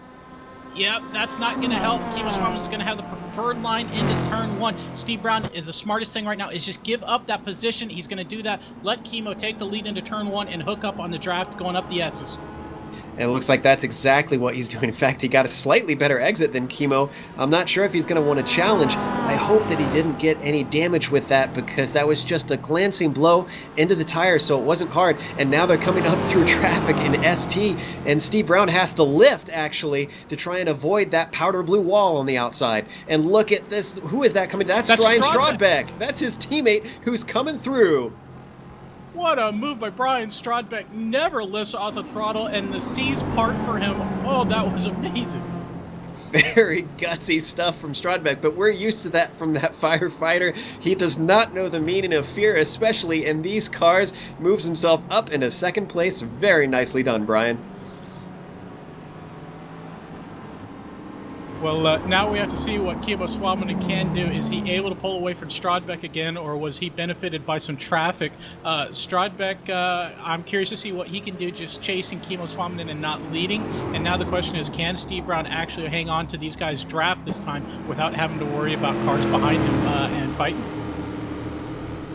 Yeah, so we'll keep half an eye on this battle going on for the GS lead, but let's jump back to see what's going on at ST. Interestingly, George Britton, I'm seeing, scored in the lead. Now, has he stopped yet, Ayrton? No, he hasn't stopped yet, so he's going a really long time without a stop, and that could play into his hands later because if a caution does not come out, he will have quite a big benefit because he'll be able to he's pitting a lot later now and might be able to make it to the end. So that might play a part, but I'll be surprised if it goes green for the rest of the race. Yeah, and in fact, just ahead of him, Arthur Hermont just had a big moment coming out of the toe of the boot there, but he collects it and gets it going. Yeah, Hermont was trying to pass Breifogel into the toe there and couldn't make it happen. Breifogel was able to just retake the position, going right back up the hill. Well, so excitement here and there, but still no second caution for this race. A number of guys possibly hinging on that, including Patrick Bieri. And we're hearing that George Britton actually has stopped. He stopped for about 12 seconds. Now, that could have been, and now that I think about it, I believe he was one of the guys that may have gone in during the caution.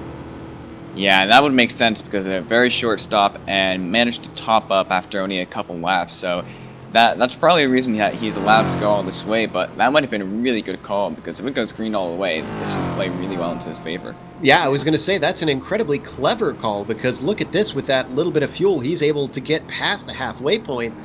If he can go just a little bit longer, these cars can usually get about, is it 50 minutes, Ayrton? Yeah, about 52 minutes. So we've got 56 minutes left to go. It's going to be oh so close. He's going to need, I think, about 2 or 3 more laps. And he's still going to be doing a 2-stopper technically, but oh man, that's going to put him in a handy little position. Yeah, it'll play in his favor, especially if he comes out in a pack, because then he'll be able to save fuel even more and secure the fact of making it to the end of the race. But if he comes out all alone, he might be in a bit of trouble. Well, he continues to cycle around in the lead, so he will get a lead a lap bonus at the least. And he's not too far ahead of James Stevenson and Carl Williamson. And in fact, I see that James Stevenson was scored ahead of Carl Williamson, but Carl is back in front. So at some point, James Stevenson had moved ahead and has relinquished the position yet again. Yeah, it looks like Carl just made a move into the inner loop, so I think he just used the draft. James might have not gone to the best exit from turn 1. That cost him a little bit of time, but now it's back to the starting order again. Carl Williamson in front. And you can see that's James Alex Brown in that blue, black, and white Mustang who's working his way past these guys. And James is currently sitting in 15th in his class, so he's a bit way down the field, but at least we're getting him a bit of screen time as now he works his way past, and actually I'm seeing he scored his 14th, so he was one more position up and continues his way past Carl Williamson. So as we've gotten him some screen time, let's work our way through the top 3 in each class. Once again, Kimmo Suominen in the lead in the GS class, Brian Strodbeck in second, and Steve Brown in third, Ayrton. Yep, and then in first in the ST class is George Britton, though he hasn't pitted yet, then James Stevenson, and then Carl Williamson in third.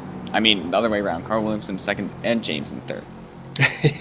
That tricky iRacing timing. Meanwhile, we're looking at Brian Strodbeck, actually, who is in the middle of this sandwich of Mustangs as they work their way past is Matthew Reinhold and that ST car that they are going by. And these guys are still nose to tail, but once again, we've seen through most of this race that it's a case of hurry up and wait for these guys. Just kind of hold close, don't challenge too much, and try and keep the pace. And right now, everybody's riding the coattails of Kimmo Suominen and that Glacier car up in the lead. And this is working out great for Steve Brown. By himself, he was running low 127s. In the draft of Suominen and Strodbeck, he's running low 26s. So he's able to stay with these guys just because he's in their draft. But on his own, he's kind of a sitting duck right now. So Steve Brown's best bet right now is just stay in this draft. Do whatever you have to stay in the draft. And then hope that something goes your way at the end of the race.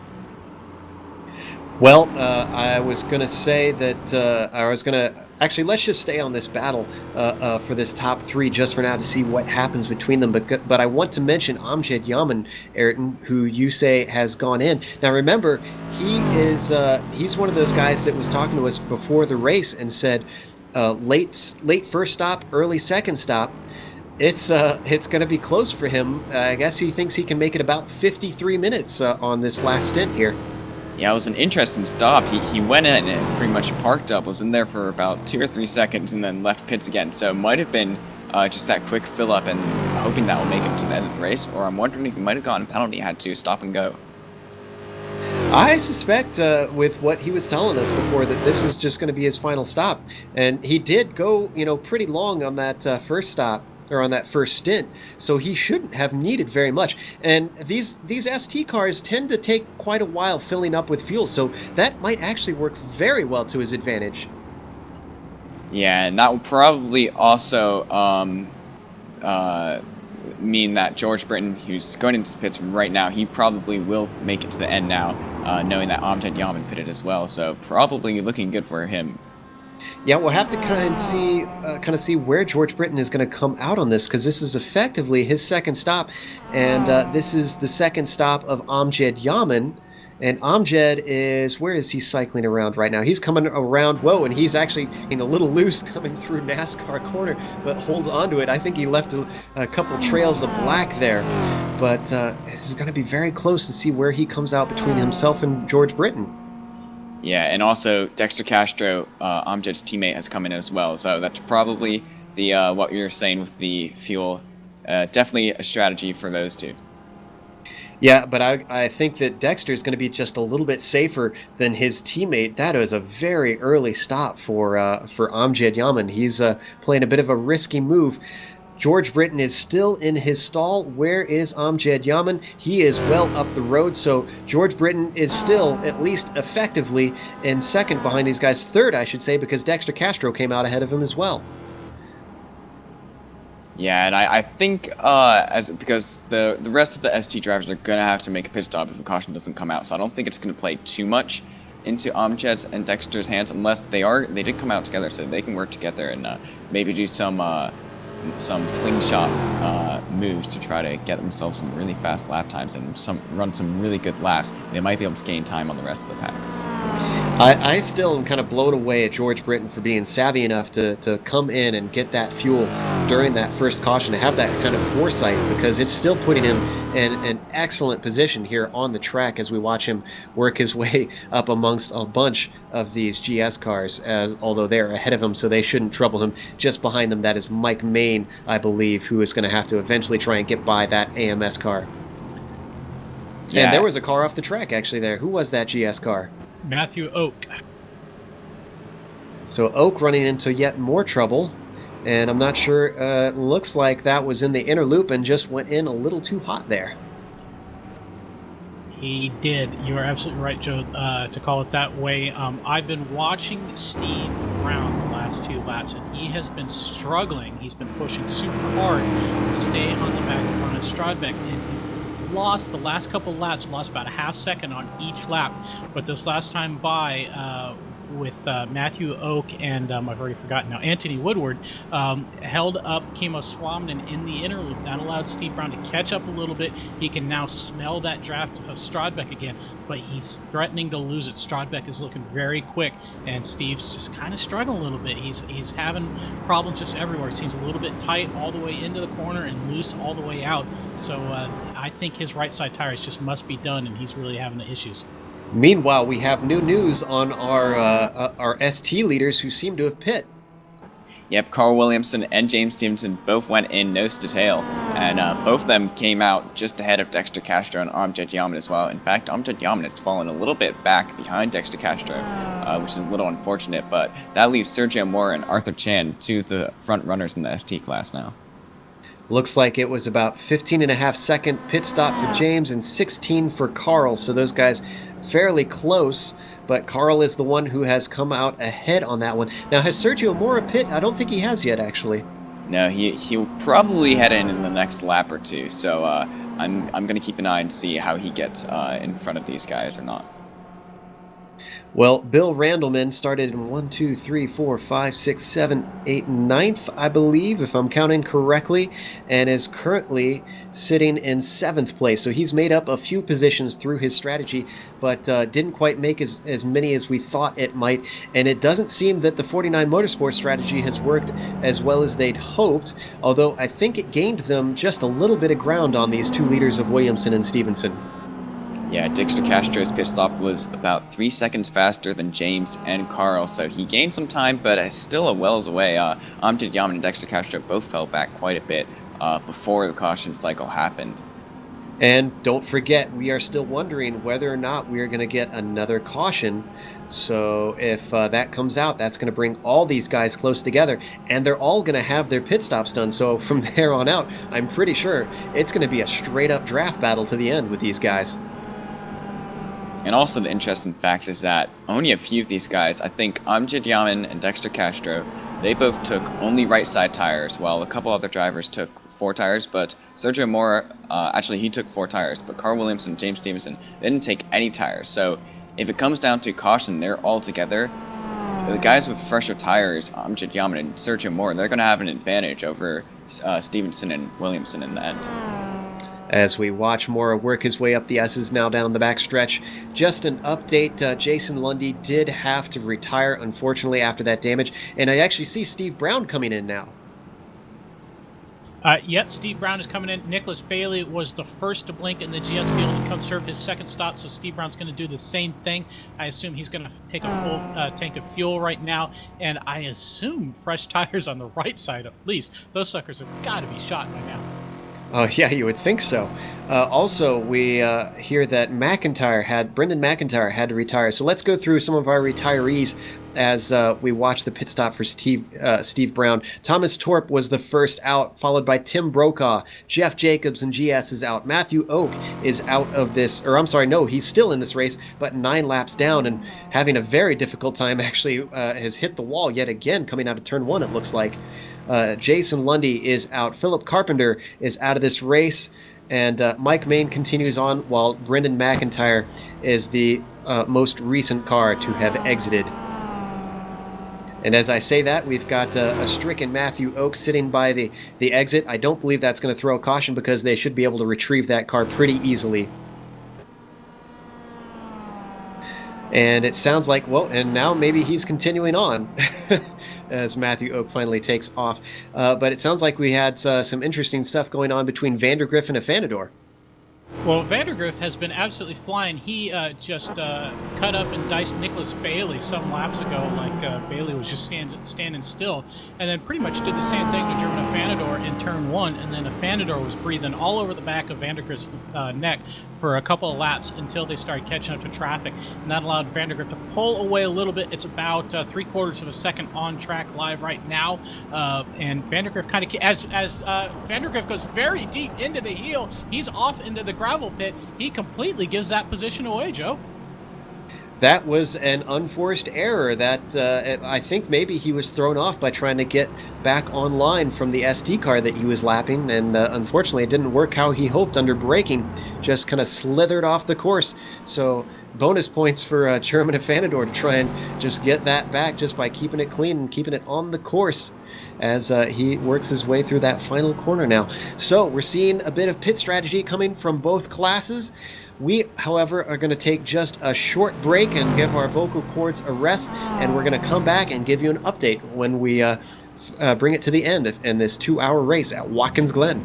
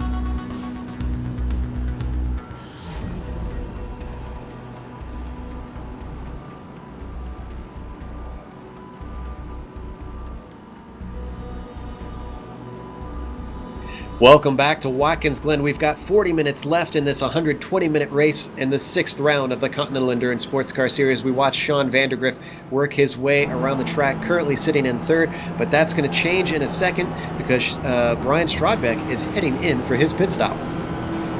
He is in, and he is taking left side tires. Kimmo Suominen, when he came in, did not take tires, so I know that Kimmo Suominen is going to move in front of Brian Strodbeck right now. That is all Kimmo's advantage right now. Strodbeck takes only left side tires. A little interesting, but a fast stop nonetheless.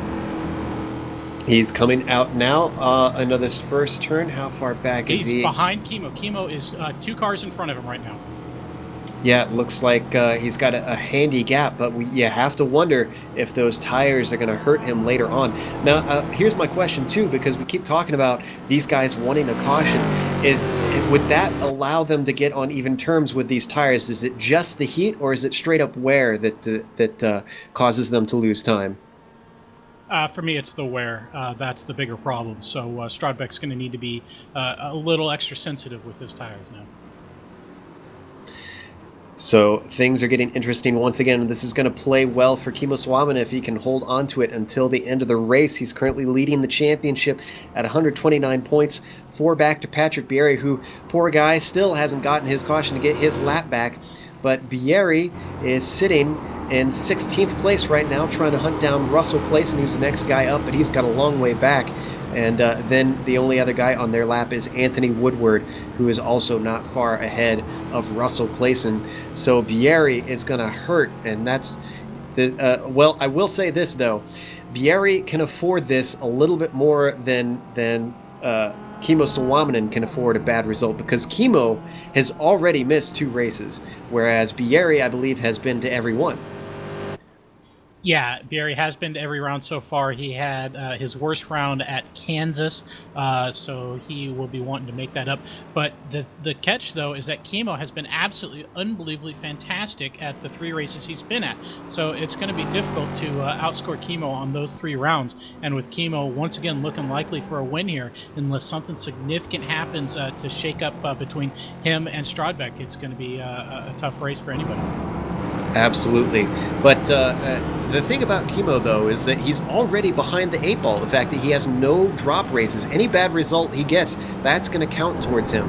And if he misses anymore, then he's in serious trouble. So he's going to have to be very diligent and very consistent. But we've seen that that's practically Kimmo Suominen's middle name in this series. Yeah, he is absolutely good at that sort of thing, just being able to be super consistent and just nail those down. And I'm looking at the gaps, and right now Strodbeck is 2.5 seconds behind Kimmo Suominen on track. That is not enough to catch a draft, so the advantage right now is all Kimmo Suominen. The only thing Strodbeck has going for him is his left side tires are fresher than Kimmo Suominen's. So he's got an advantage in places like this one, the carousel right now, but that's unfortunate because he's getting balked by that ST car of Bill Randleman, who is doing nothing wrong, I should point out. He has every right to retain that position in front of Strodbeck. Yeah, and now he's able to work his way by the inside as they head into the chute and hopefully have some clear track to make up some time. For those of you just joining us right now, the lead in the GS class is Sean Vandergriff, followed by German Fandor, followed by Kimmo Suominen. However, Sean and German have yet to make their second stops. Then in ST class, Arthur Chan is leading but has not made his second stop yet. Carl Williamson is in second, who has made his stop, and James Stevenson in third, who has also made his stop. So that's how it stands in the top 3 in each class. And Ayrton, you and I were talking a little bit. Arthur Chan might be missing a little bit of a trick here by waiting this long. Yeah, as we were talking about before, waiting longer means that you have to, unless you change your fuel settings for the amount of fuel that you put in, you're going to have to wait longer in your pit stop. And also, I mean, as we saw it with Sergio, not so much with Arthur, you're running slower laps without any draft. Sergio did pit a couple laps ago and came out right behind James and Carl, so he didn't lose out too much. He actually gained a little bit of time, but for the laps that he had before he went into pits, he was losing quite a bit of time just running a little bit slower laps than beforehand. Boy, James Stevenson's spotter deserves just a little bit more pay because he made a brave dive after going wide on the exit of 1 back onto the track as we're sitting on board with Sergio Mora closing in on the Aussie's car down the backstretch up into the braking zone of the inner loop. And sounds like we got a replay, of what I was just talking about. Yeah, just if we'll watch this, Ayrton, you can see Sean Vandergriff. He's doing everything right, just going inside of James Stevenson into turn 1, and just look at how he swipes back on the course. That was a very wide move, and that's what we were talking about earlier. Drivers being warned about conceding that spot if you are on past the track limits on turn 1. Yeah, and if he didn't make such an aggressive move to get back onto the track, he probably would have lost position to Sergio as well. So that was a very close moment there, and he managed to both cars not get hit and get through it safely. So the best of both worlds for both of them, but they did lose a little bit of time to Williamson. That's what Williamson is going to want to try and break that draft between these guys, as we see German Fanador, I believe, getting in the midst of them. No, I'm sorry, that's Russell Clayson, actually, who is splitting the second and third place, or third and fourth, I should say, technically, since Chan has still not pitted, actually. But Carl Williamson's starting to stretch that gap, and I think it's starting to almost get to be wide enough where he could maybe break the draft. No, maybe not. It looks like Stevenson's still close enough that he can close back in. But that's really going to be the key, I think, for Williamson, Ayrton, is that he's got to try and get some traffic between them or something to try and break that draft and get some hot laps without those guys able to track them down. Yeah, and I think that is the trick. I think Carl is a little bit faster than James, at least on this track. And actually, James just had contact with Russell Clayson to turn 1 a little bit, just hit his bumper. I don't think it caused damage, but slowed him down. Oof, and damage is not what you want in these ST cars. We mentioned it earlier on in the broadcast. They're very aero sensitive because there's not a lot of power in these machines. So on these faster tracks, every little inch of smoothed out sheet metal is going to count towards a better lap time. Yeah, and that's, I mean, I don't think James had too much damage caused there, but he did lose that acceleration that he could have gotten going into that straight. So he lost a little bit of time. He's got a lot of Mustang traffic going on around them now, so they have to navigate it through between both classes and hope that James can catch back up to Carl, but it's going to be tough. And excuse me, I'm being corrected that it's not digital sheet metal, it's digital fiberglass. So those ones and zeros are actually representing something different. But in the meantime, the interesting thing about that contact with Clayson is we're used to seeing Clayson as being a guy who's a very late breaker. But in this case, it was Stevenson who was braking late and getting in the back of the Mustang. I think it's just because it was so tight. Clayson was just turned in front of James after passing him on the front stretch, and James didn't expect him to pit so early since it is a Mustang compared to MX-5. MX-5 can brake quite a bit later. And we've got some interesting things going on just ahead of Stevenson. We're on board with him as we were watching Kimmo Sawamanen weaving his way through guys, and he was trying to put James Alex Brown a lap down and decided to back out of it since he's a lapped car, and he's got quite a gap. He's got, in fact, those three ST cars, the top three ST cars, between himself and Brian Strodbeck. In fact, he has put a significant amount of distance between himself and Strodbeck there for the lead and GS. So this is working a treat for Kimmo Sawamanen, Kevin. Well, actually, Joe, I'm going to correct you. It's not working a treat for Kimmo Sawamanen. He actually had almost a 4-second gap on Brian Strodbeck half a lap ago, and all that traffic with the ST cars and the lapped car GS cars has slowed Kimmo Sawamanen down, allowed Strodbeck to gain about a second and a half. So, but now Strodbeck also has to go through that same traffic, and he's got Williamson and Stevenson in a draft battle in the S's. This could get ugly. Oh boy! I was going to say he was trying to stick his nose in on Stevenson, coming into the S's, and now he's doing the same thing with Carl Williamson. Oh, he is desperate to hold on to that ground. I don't know if those guys really appreciated those very risky moves, and this has allowed Stevenson, I could hear him apologizing on the radio already, and Stevenson and Williamson are now back close together once again. Yeah. Go ahead, Eric. Well, there just that also because it slowed both Stevenson and Williamson down. Morez caught back up on the back of them. I think he's within draft range now, so it might be a 3-car battle for the lead once again. We're looking at the replay. I would have hopped on board for this replay with Strodbeck because, boy, that was risky stuff. As now we're seeing him go on the inside. Now look at how close this is. If we look back right here, oh, my goodness, just inches between himself and Williamson. And there's a wall right there, so if something went down, I mean, there's no place to go. There's no runoff room for either of those cars. That was risky. Yeah, but either way, unfortunately for Strodbeck, that gap between him and Chemo is now back to 4 seconds. So that Williamson-Stevenson battle that he got mixed up in did not help him out right now. So Strodbeck has a veritable mountain to climb here at Watkins Glen unless a full course yellow comes out. But the most interesting battle that I've actually been watching right now is in GS is between Nicholas Bailey and German of Fanador. It has slowly closed up. Nicholas Bailey kind of surprised me by jumping past a Fanador in the pit cycle sequence by a couple of seconds, and a Fanador has slowly reeled him in, and you can see that on track right now it's only about a third of a second gap between the two of them. I have been waiting for a Fanador to snipe Bailey any moment now. Well, he's putting the pressure on, that's for sure. And the phrase of the day, I think, is if a full course caution comes out. I think we've been doing our best to try and curse it to see if it'll happen, and it is just not forthcoming so far. With 28 minutes left to go, only a fourth of the race left, so pretty much almost everybody should have had their second pit stops on. Only a few outliers, guys like Arthur Chan, who's still out there. I am shocked that he is going as long as he is. He is playing a very risky game. If a caution comes out, he's going to lose so many track positions because he can't afford to try and pit under green if a caution comes out. And that's not the only guy taking a risk, Joe. Sean Vandergriff, our GS leader, our overall leader, still has not served his second stop. So if a full course yellow comes out before he stops, also, he's going to slide to the back of the GS field and throw away this potential podium he's got. Well, it sounds like the lead has changed in ST, and Carl Williamson is finally down into second.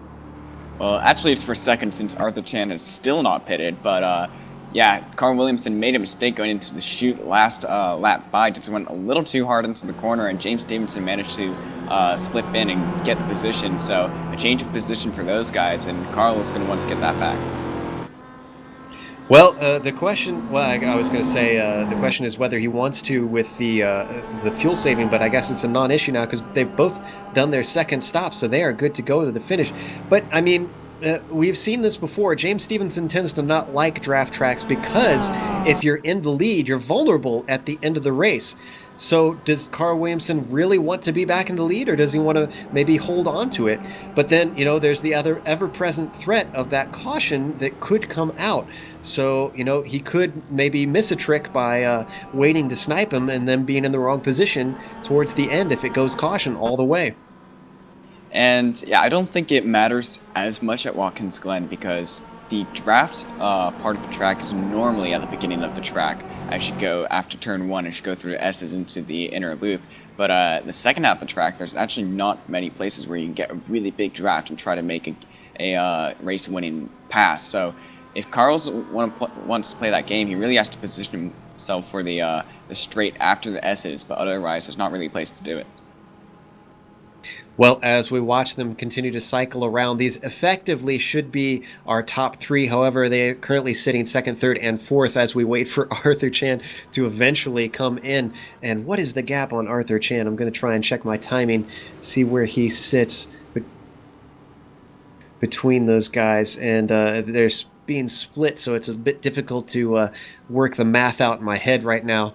But it sounds like Steve Brown has split those leaders as those three guys still nose to tail as they head in towards the inner loop with only 26 minutes left to go. It is really getting down to the final moments here, Ayrton.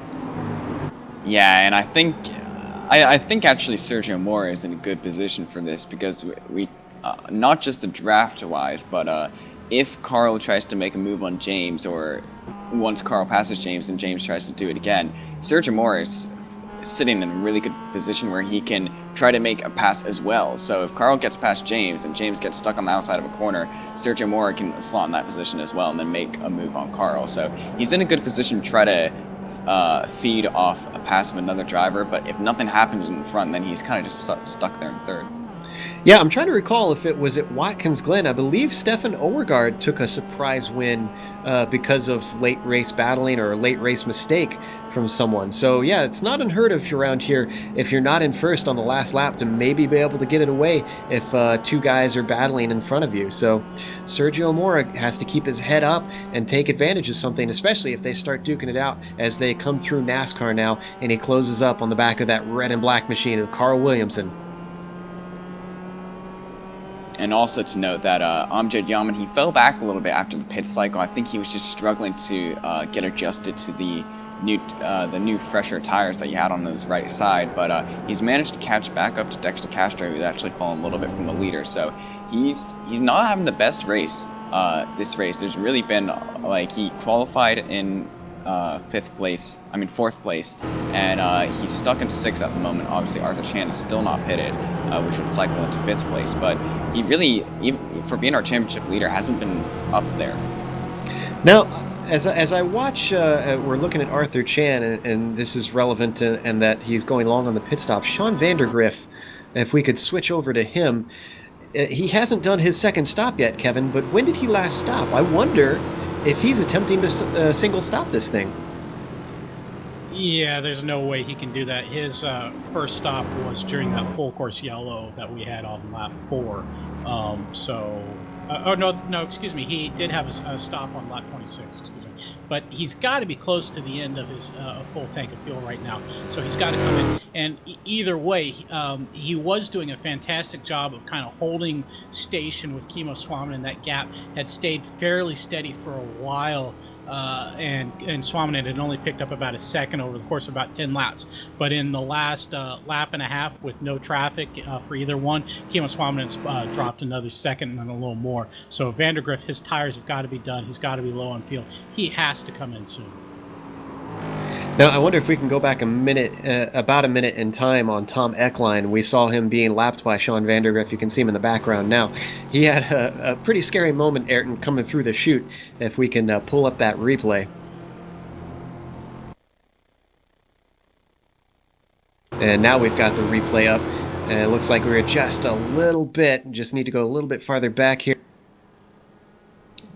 Once again, this very tricky chute, Ayrton, which it's downhill on braking, turn-in, everything, and there's not much runoff on the outside, or honestly on either side of the track, so a mistake will punish you whichever way. And you can see he goes in just a little too hot, starts to come around, and actually, no, I'm sorry, he has a bobble, it looks like, and just starts to lose it on the exit, but thankfully somehow manages to keep it off of both walls.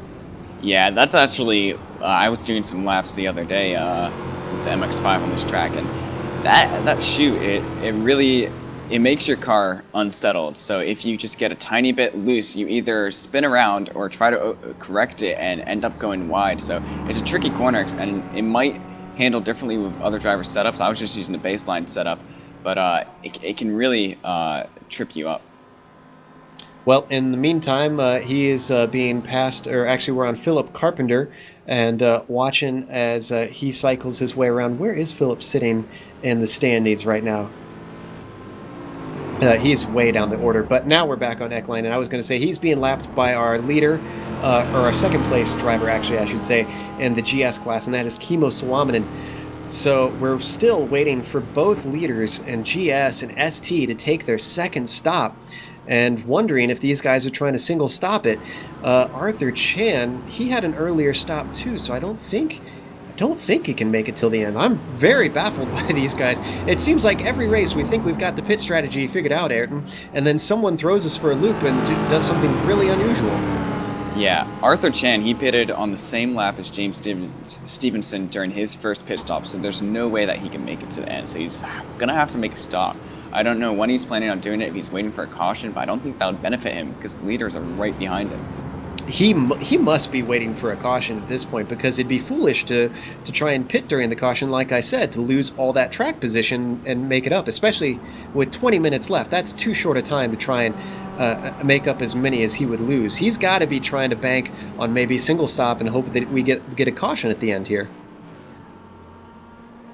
Yeah, and that could benefit him. I mean, a caution coming out might make him be able to make it to the end, but then he's also got those hound of all those hungry cars and those guys that want to get into that first place position. And if he maybe has to save a little bit of fuel, he'll also be losing a lot of position there as well. Yeah, exactly. I'm not sure about this strategic call, unfortunately, for Arthur Chan. Now we are sitting on James Stevenson, whose second place effectively should be first. We'll have to wait and see. And he's pulled just a little bit of a gap to Carl Williamson, sitting in third with Sergio Mora right behind him. These have been the top three guys for pretty much the entire race. Not far back, though. Dexter Castro has been holding that gap, and I don't think he's been losing much time, if he has. And his teammate, Amjad Yaman, who hasn't been able to close the gap to Castro, has been sitting in sixth. Should effectively be fifth once Arthur Chan pits. So we've got an AMS car, we've got Carl Williamson, Sergio Mora, and then we've got two 49 Motorsports cars doing quite well, sitting in the top five. And let's not count out that Turn 2 Motorsports car of Arthur Chan at first. Absolutely, who is still yet to pit, as we keep mentioning, as he cycles around with less than 20 minutes left to go in this 2-hour race with only a single caution so far. So racing has been very clean, despite a few guys having some contact with the wall, with each other, or simply spinning it around, as we've seen in the case of Tom Eckline recently and a few other guys. But let's go and remind you once again who has dropped out of this race. Thomas Torp is out. Tim Brokaw is out of the race. Jeff Jacobs, Jason Lundy, Philip Carpenter is out of the race. Brendan McIntyre is gone. Matthew Oak is still circulating around. Ed Verras is actually sitting in the pits, and I think this is a scheduled stop for him. I don't believe he ran into anything. And it looks like Brendan McIntyre is the final guy who has had a problem. And I think I see smoke somewhere on the track, though. That is in the penultimate corner. I'm not sure what happened there. It looks like Matthew Oak. Ooh, and that was black smoke, so that's not a good sign for poor Matthew Oak. I think he has given up the ghost finally. After trundling on for so long, Matthew Oak has expired. Yeah, I think he may have just missed an upshift and stuck it in the wrong gear right there. But yeah, that's definitely engine issues that he's got. His race is done. Well, capping off probably a rather miserable day for poor Matthew. I don't think he's had a good race yet this season, whether it's been through his own troubles or somebody else's or just sheer bad luck. After 6 races in, halfway through the season, we're waiting for Matthew to finally have something good happen to him. In the meantime, I am watching James Alex Brown, who's having a great battle with, I believe this is Anthony Woodward, and I'm not sure if it actually, yes, this is for position between these guys for 13th and 14th. It is fourth position, and I should point out that they have actually run away from Russell Clayson, whom we're used to running up in the top 5 in the GS class. So these guys are having a pretty good run compared to Russell Clayson, who's comparatively clean and comparatively slow today.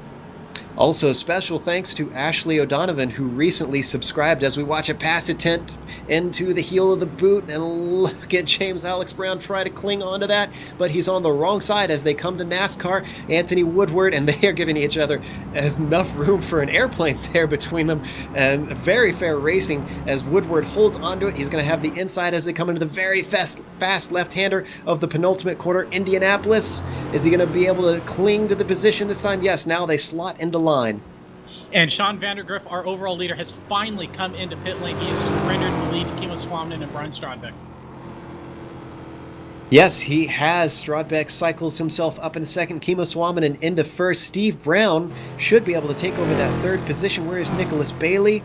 He's actually been battling with German Fandor. He's lost a position there. Where is Sean Vandergriff? I think Brown is moving himself into third, and now Vandergriff comes out. Is he going to be able to beat a Fanador and Bailey? It looks like he will, so it looks like Sean Vandergriff is going to come out in fourth position.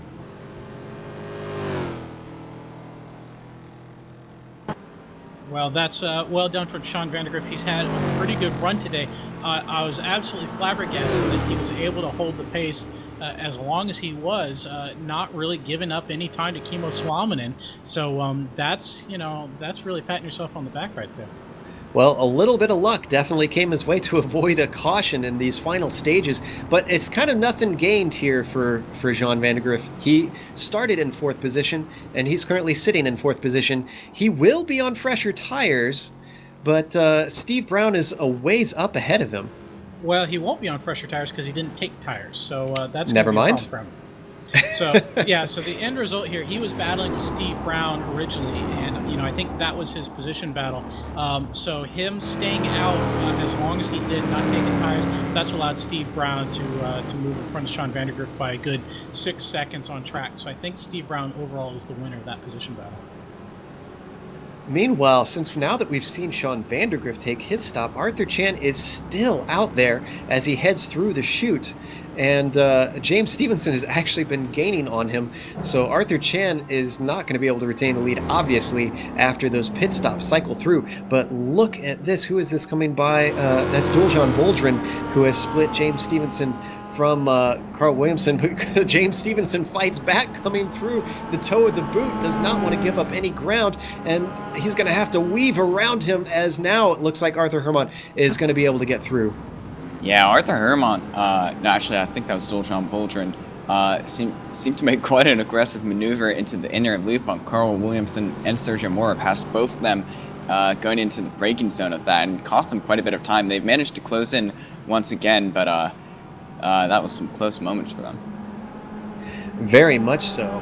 And we're seeing a bit of chatter from Matthew Oak over the radio asking for an overlap rule. I think he's still a little bit upset about the incident that happened to him coming out of, I believe it was, in the chute, actually, that happened. I'm not sure if we want to bring him in for an interview here at the end or not, but if possible, since we got a bit of time, we could possibly talk to him. Oh boy, and Kimmo Suominen just got badly held up by Richard Losper. I think he wasn't sure which direction Richard was going to go between the carousel and the chute, and Kimmo just kind of did everything he could to keep from cleaning them both out, but that's allowed Brian Strodbeck to pick up a second right there.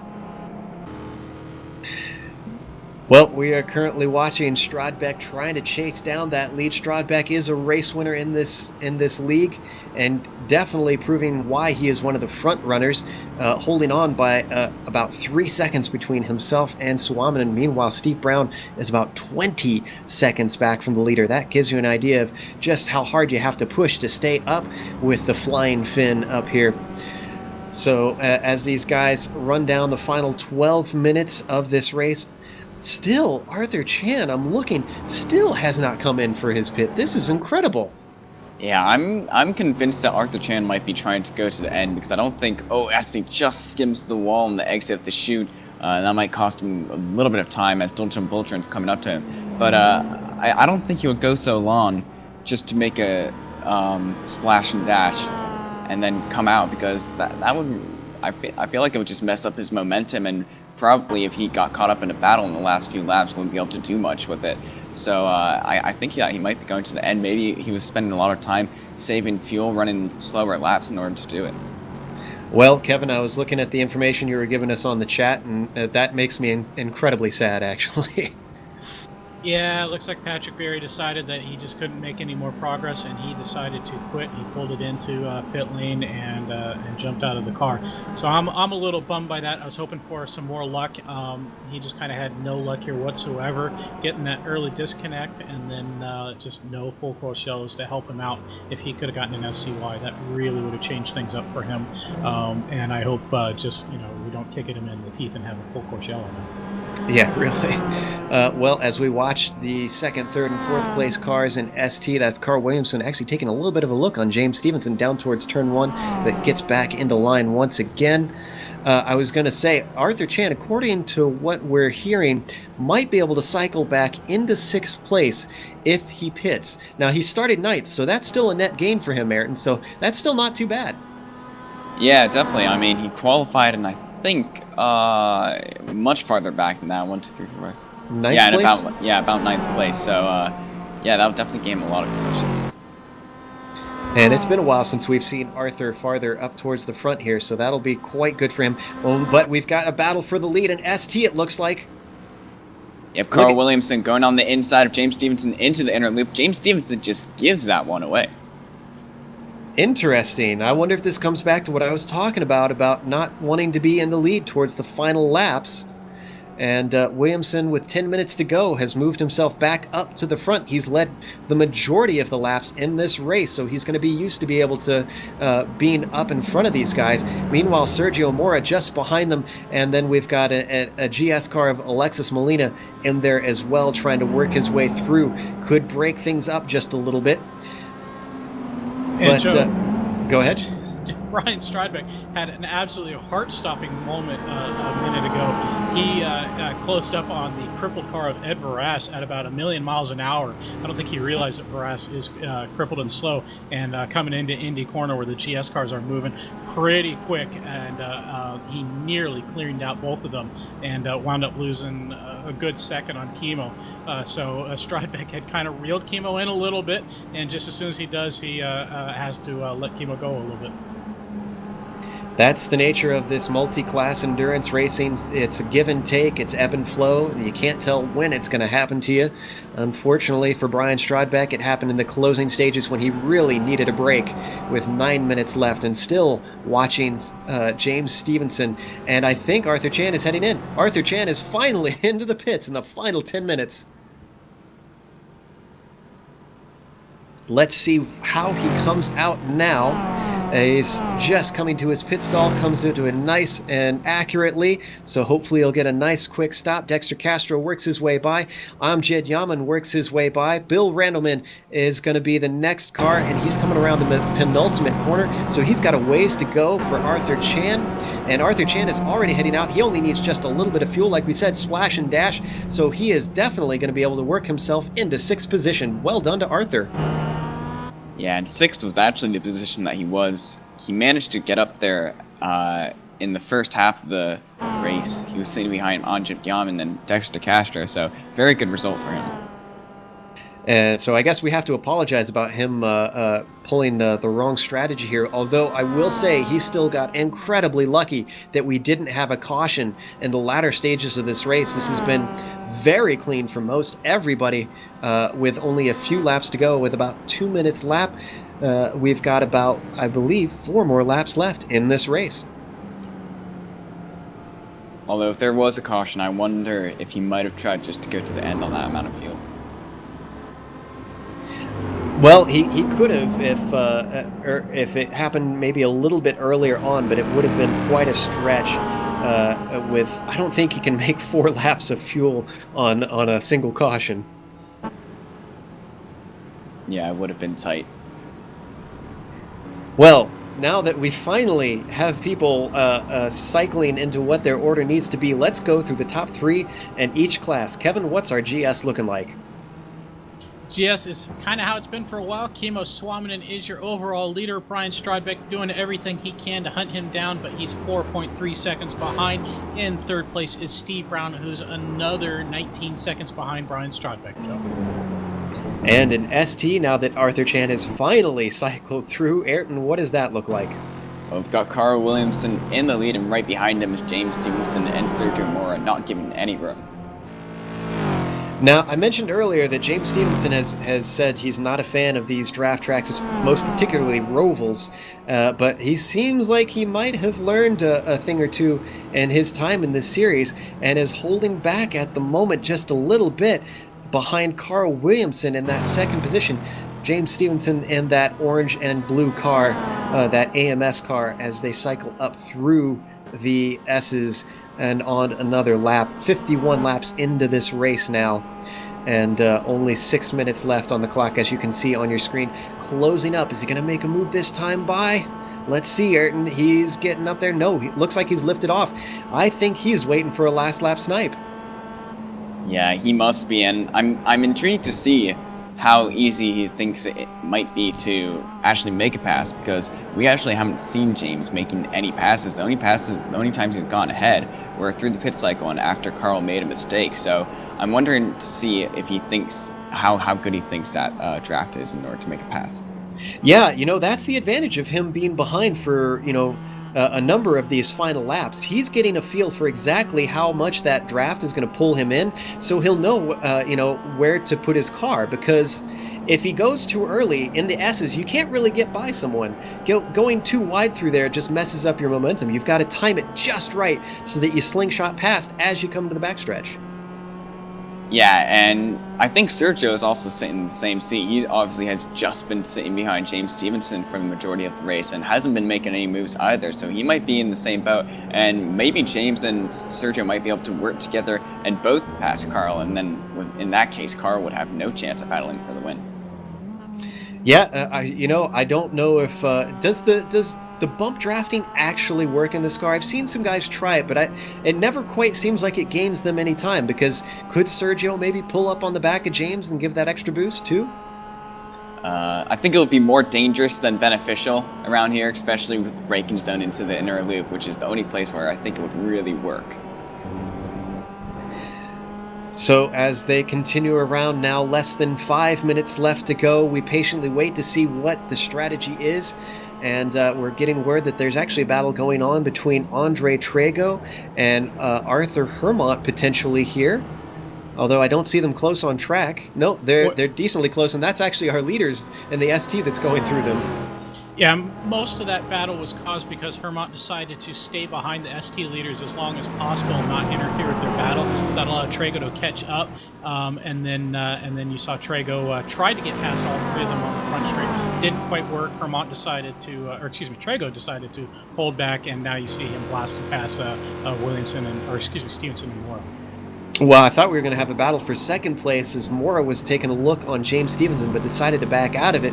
Interestingly, once again, guys not making moves, especially this late in the race. I wonder if Mora is maybe thinking maybe solid results here instead of trying to ruin a race with a risky move.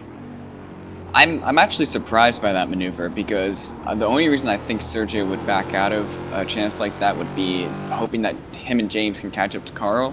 But in championship sense, that wouldn't actually benefit him, because James is the only one that he's battling with in the championship. So if he can finish ahead of James, that would benefit him more than trying to catch up to Carl for the win. Yeah, so we'll have to keep an eye on it. And he takes another look as they head up the hill towards the heel of the boot. You can see Trego now cycling back into line ahead of these cars, and now they're able to continue. James dropped just a little bit, but once again, not enough for Carl Williamson to be able to get himself away from these guys and out of that draft critically. He's going to need to hold on to as much of that gap as he can, though, and really try and push the car to keep James Stevenson from getting a run in these final couple laps. Joe, I do have a new GS battle going on for 7th place between Elliot Huffman and Duljan Boldrin. It's closed up, and that's because Elliot Huffman actually dropped a wheel on the exit at Indy, spun the car, managed to stay off of both walls, but he's lost several seconds in that battle, and maybe Duljan Boldrin can make something happen here in the closing laps. Yeah, he's very close to the back now, and that draft is going to reel him in all the more as they weave their way through that inner loop and now into the carousel. So he's got an opportunity, and especially this late in the race, most times when that happens, oh, you are just licking your chops, Kevin, waiting for an opportunity. Yeah, and just hoping that you've got the speed to make something happen. I think Duljan Boldrin probably a little irritated that he wasn't a little faster today. I usually expect him to be a much better contender than I think he was today. So I think he might be really trying to push hard to make something happen with Huffman, who goes very, very wide in the total. Yeah, that's going to allow him to close up all the more. I think I feel like with the drivers that we're seeing slightly out of position than where we're used to seeing them is the fact that we're on a slightly different racing style with this 2-hour race. That 30 minutes has really affected how the strategy works and how you have to think about it, especially with some of the cautions and when you want your pit stops to fall. And some of the guys have adapted quite well and others not so much. Yeah, and we got to point out that they've basically been running green flag racing for about an hour and a half, so as long as the old series of racing has. So they've got to be getting a little mentally tired by now as well, too. Very much so. Well, we're watching these guys get very close together, but where is Kimmo Suominen? I believe we're going to get white flag this time by. It's going to be very close on whether or not he's got about 30 seconds left in this lap. Yeah, I'm not really sure. The last time by, he was really close to having 1 or 2 laps, and once again, we're just not quite getting the timing information from iRacing to let us know. But he's pretty much got first place sealed. Brian Strodbeck has just kind of been easing it up the last few laps, and the gap went from about 4 seconds 5 laps ago to about almost 8 seconds now. Well, I'm pretty sure we should be getting white flag this time by. We've got about 3 seconds left on the clock, unless... Yes, now we've got the white flag, so this might be the actual final lap. This is it. This is the final lap for everybody, yeah. So Kimmo Suominen coming to the line is going to take the victory once again. The dominant Finn is unrelenting in the way that he just absolutely trounces everybody in this series. Today is no exception with 7 seconds over Brian Strodbeck. Kimmo Suominen takes the win at round 6 at the Glen. Meanwhile, where is Brian Strodbeck? He is now coming across the line, going to be able to take second. Let's jump to that battle for the lead in ST, though, because Stevenson is coming around the outside. He got a really good run out of turn 1. He's going on the outside for the inner loop. If he can just try to brake a little later, he manages to get ahead of Carl Williamson. Now Carl Williamson is going to try to fight back for that position. He doesn't want to give it up. Mere inches between the cars. He timed it perfectly and had just enough coming into the inner loop. So here comes Carl Williamson down towards the chute. He's going to take a look. He ducks back in, takes a look. Oh, just covered off by Stevenson.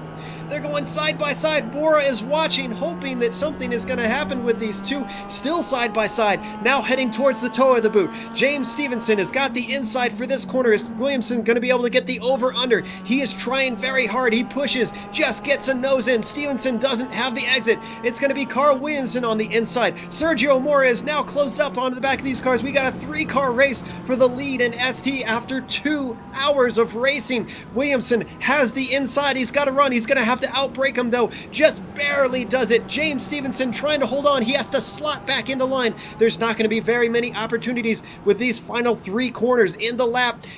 Carl Williamson goes defensive. Now Sergio Mora takes advantage. He goes to the inside of Stevenson, gets a wheel up into the curb, isn't able to hold on to it. Stevenson running out of opportunities. He's a little bit too far back. He's going to have a hell of a run through this penultimate corner. He gets a very good run. Is he going to try and make a dive? Carl Williamson stays defensive. He's going to have to try for the over-under. Stevenson tries to carry the momentum. He doesn't have the over-under. He's holding on to the outside. Just hits Carl Williamson. Coming to the line, Carl Williamson has it and takes the win at Watkins Glen.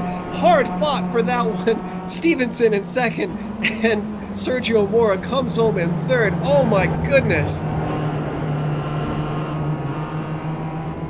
Incredible stuff. I'm sorry, go ahead, Aaron. That final corner, James Stevenson, he had the run, but he went to the outside instead of going to the inside. So Carl kind of blocked him off, didn't allow him to actually use his run. So really good positioning from Carl. I was going to say just absolute perfect positioning from Williamson to be able to make that happen. A bit unfortunate for Stevenson. He had a fantastic opportunity there, and great work by Carl Williamson. We're looking at the replay of these final few corners before we go to break. Just incredible stuff. Now on board with Stevenson. Just gets an incredible run, but it was always going to be a given that Williamson was going to cover off that inside line, and James got just the perfect run here. Probably would have had it, but nowhere to go since his nose was just to the side of Carl Williamson's car and just couldn't answer. But great racing. We're going to go to break, come back with the unofficial results. Stick around. We have some great interviews for this one after such a fantastic battle with those guys.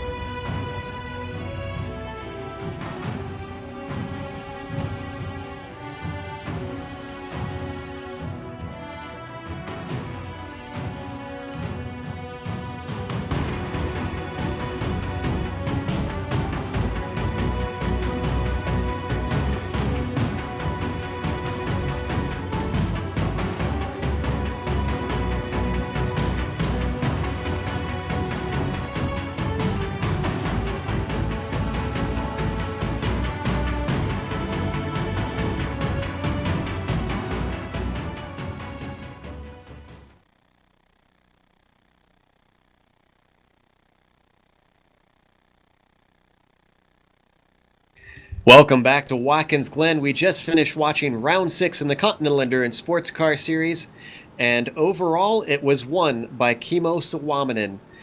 In second, we had Brian Strodbeck. Steve Brown finished in third. Then in fourth, we had Sean Vandergriff. Fifth was German Afanador. Sixth, Nicholas Bailey. Seventh, Elliot Huffman. Duljan Boldrin came home in eighth. Alexis Molina came home in ninth. And then Jason Breifogel rounded out the top 10. Then, go ahead with the next set, Kevin. Okay, in 11th was Arthur Hermont, 12th Andre Trago, 13th James Alex Brown, 14th Russell Clayson, 15th Anthony Woodward, and I believe he was the last runner. I think Mike Main did not finish in 16th, 17th Patrick Fieri, 18th Matthew Oak, 19th Brendan McIntyre, 20th Philip Carpenter, 21st Jason Lundy, 22nd Jeff Jacobs, and 23rd was Tim Brokaw. Apologize that our results are not matching. Also for my slight bobble there earlier. I thought we were going to be switching over to ST, but we continued on. Anyways, in ST, Carl Williamson finished in first. James Stevenson came home in second. Sergio Mora rounded out the podium. Dexter Castro was fourth. Amjad Yaman in fifth. Arthur Chan in sixth. Seventh was Matthew Reinhold. Then Stefan Oergaard in eighth. Bill Randleman in ninth. And George Britton in 10th, Ayrton. Then in 11th, Richard Losper. 12th, Tom Eckline. 13th, David Wammond. 14th, Ed Forrest. And then our only non-finisher in the ST class is Thomas Torp in 15th. Well, we have some interviews to do. First up, we have our second place finisher in the ST class, and that is James Stevenson. Let's see if we can pull him in. James, it definitely looked like it was a chess match for most of that race. You guys held on to each other, and then in the final lap, it was extremely frantic there. It looked like you might have had a run in the final bit. Did you worry that it was going to end in tears as you ran out of room up towards the tire barrier? Yeah, for sure. That corner and another one a couple before that, I just ran out of space on the exit and had to back out and tuck in behind. We saw the top three pit on completely different laps, essentially one after the other in the first stint. Was that due to fuel saving that both you and Sergio were able to lift off a little bit and maybe go a little bit farther? Yeah, definitely. Well, with a second place in your pocket, I'm sure you'll appreciate that a little bit more than some of your other finishes, and that should help you in the championship. Do you think you're looking a little bit more handy to maybe challenge to retain your crown? Don't really know at this stage. I mean, most of the troubles early in the season have been down to luck, so we have to see how the luck plays out for the rest. All right. Well, thanks for coming and talking to us, and congratulations on second place. Thanks, guys. Up next, we have Steve Brown, and I believe Kevin is going to ask him some questions. Well, Steve, you led some laps, you had some battles early on and late on, and you finished third. You can't be too displeased with that. Yeah, no, extremely happy with a third place today. Led some laps, which wasn't, I mean, I wanted to win the race, obviously, but once I came out of the pits after that first stop and saw that Kimmo was only about 7 seconds behind, I was hoping that, everybody else would make their stops and I would just at least get to lead a lap to get the bonus points, but it was nice to be up there for a few laps. So, unless iRacing lied to me, it seems like both you and Brian Strodbeck took only left side tires for your second stop. How did the car handle on those? Honestly, not very well. I was expecting it to not be much different than on 4, but it certainly was. It was loose out of just about every corner, and then would push on exit, even in the right-hand corners where you'd think the lefts would help. So I don't know if I'll use that strategy again, but that was my strategy from the beginning, and I guess if you're saying Brian did that too, he must have chose the same way. All right. Well, congratulations on a hard-fought third today. Thanks, guys. Up next, we have our sixth place finisher, Arthur Chan, and I believe Ayrton is going to ask him a few questions. Thanks, Joe. Arthur, you there? Yep, I'm here, Ayrton. So you managed to, after starting in 9th, finished out in 6th, and for the last 15 minutes of that race, we were just wondering when you were going to stop. I mean, at one point I thought you might have made it might have been trying to make it till the end, but I didn't think that was possible. What were you thinking in the car? Well, I was trying to keep you and everyone else guessing, really, and make for some good TV.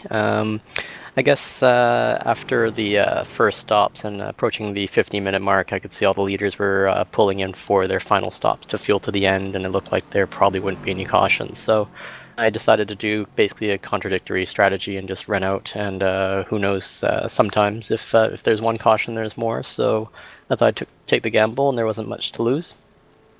And if caution did come out, what do you think your strategy would have been? Would you try to stay out until the end, knowing that you would be able to save some fuel through the caution, or would you just try to pit and hope that you didn't lose too many positions? I think I was basically rolling the dice on a miraculous win. I think I was just going for that because finishing kind of in the 7th, 8th wasn't going to be too special for me, so I thought I'd just give it a chance and see what worked. I think if a caution did come out, I would probably be hoping for more cautions because I'm pretty sure one wouldn't have done it, but I just wanted to keep it interesting. As we know the saying that cautions breed cautions, that might have went into your favor, but either way, you finished in 6th place with no other caution coming out in the second half of the race, so I would consider that a good result for you, considering that you started in 9th place. Thanks, Ayrton. Yes, I am pretty happy with that result. I had some pretty good battles with Reinhold and Overgaard, and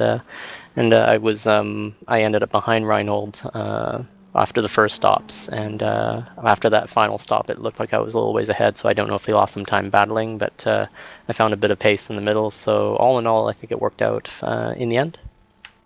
Okay, well, congratulations once again on 6th place finish. Thanks for talking to us. Thanks. Yeah, back to you, Joe. Well, we also have one more, and that is Sean Vandergriff, and he's certainly hungry for points in this championship. He's doing fairly well. Sean, you managed a 4th place finish today, and much like our last interview, you ran very long on fuel. Were you at all worried about the caution coming and spoiling your strategy, or like Arthur, were you banking on maybe one stopping it? Actually, I had very much hopes for a second caution, and I'm kind of surprised we didn't get one. But I was hoping it was my last pit stop, or my first pit stop, actually. I thought if we had one more caution, I'd be able to make it the whole way. But it didn't quite work out that way. Well, it looks like connection problems have plagued Patrick Bieri today, which he's the next one up on the ladder as far as the points championship go for you. Are you going to try and make a championship run with this being, I believe it's is this your rookie season? Yes, sir, it is. At first I didn't think I had a chance for that, but things kind of fall into my lap. So, I mean, definitely I'll take a shot at it if I have a chance. I noticed Patrick was having some connection problems earlier. The sportsman in me didn't want anything bad to happen to him, but the competitor in me was okay if it did. So I hate it for him, but I appreciate the spot too. Yeah, I can completely understand. Well, again, congratulations on a well-earned 4th place, just shy of the podium, but you're certainly doing pretty well this season, rifling off those good finishes. Hope to see you in a few weeks' time at Mosport. Definitely. Thanks, guys. Appreciate it. Well, we are going to close up today. We got to thank a few people first, though. Obviously, thanks to Safecraft Racing, the official sponsor of the Continental Endurance Sports Car Series. Also, thanks to Wes Eric, the organizer of this league. Thanks to iRacing.com, XSplit, Twitch TV, Audio Technica, and AverMedia, the software and hardware that we use to make these broadcasts possible. Thanks to the team today, Ayrton, Giancarlo, and Kevin. If you'd like to find out more about GSRC, you can find it at www.globalsimracingchannel.com, along with archived races and race highlights. We're also on Twitter at GSR Channel and Facebook at /Global Sim Racing Channel. Thanks goes out to Doug Beard, who creates all the camera sets for the Global Sim Racing Channel, and a special thank you goes to Eric Ekholm, whose music is not only found here on GSRC, but in TV commercials, movie trailers, iTunes, and even Spotify. If you like our music, tell Eric where you heard it at ericekholm.com. Additional thanks to Casey Lalonde, who also provides us with the music for our broadcast. You can find more of his music at caseylalonde.bandcamp.com. Our next race, as I mentioned, is going to be at Mosport. That's Saturday, August 9th at 10:30 UTC. Don't miss that one. Usually a very interesting round in this series. Our next broadcast, however, is going to be the Champion Motorsports Series at Zolder. That's Wednesday, July 16th at 9:45 p.m. Eastern. Then we've got the iSuperspeedway Series returning at Daytona Friday, July 18th at 10 p.m. Eastern. Then the USCSR goes to Phillip Island Sunday, July 20th at 6:45 p.m. UTC. And of course, the Northwest Majors have their Brickyard 400 at Indianapolis Sunday, July 20th at 5:45 p.m. Pacific. And then we've got the Gathering of Tweakers returning at Sonoma Sunday, July 27th at 6:30 p.m. UTC. Going to be interesting multi-class racing with the Kia and MX-5. And of course, don't forget, ASRS comes back at Pocono Wednesday, July 30th at 9 p.m. Eastern. But until next time, race clean, race hard, and I'll see you on the track.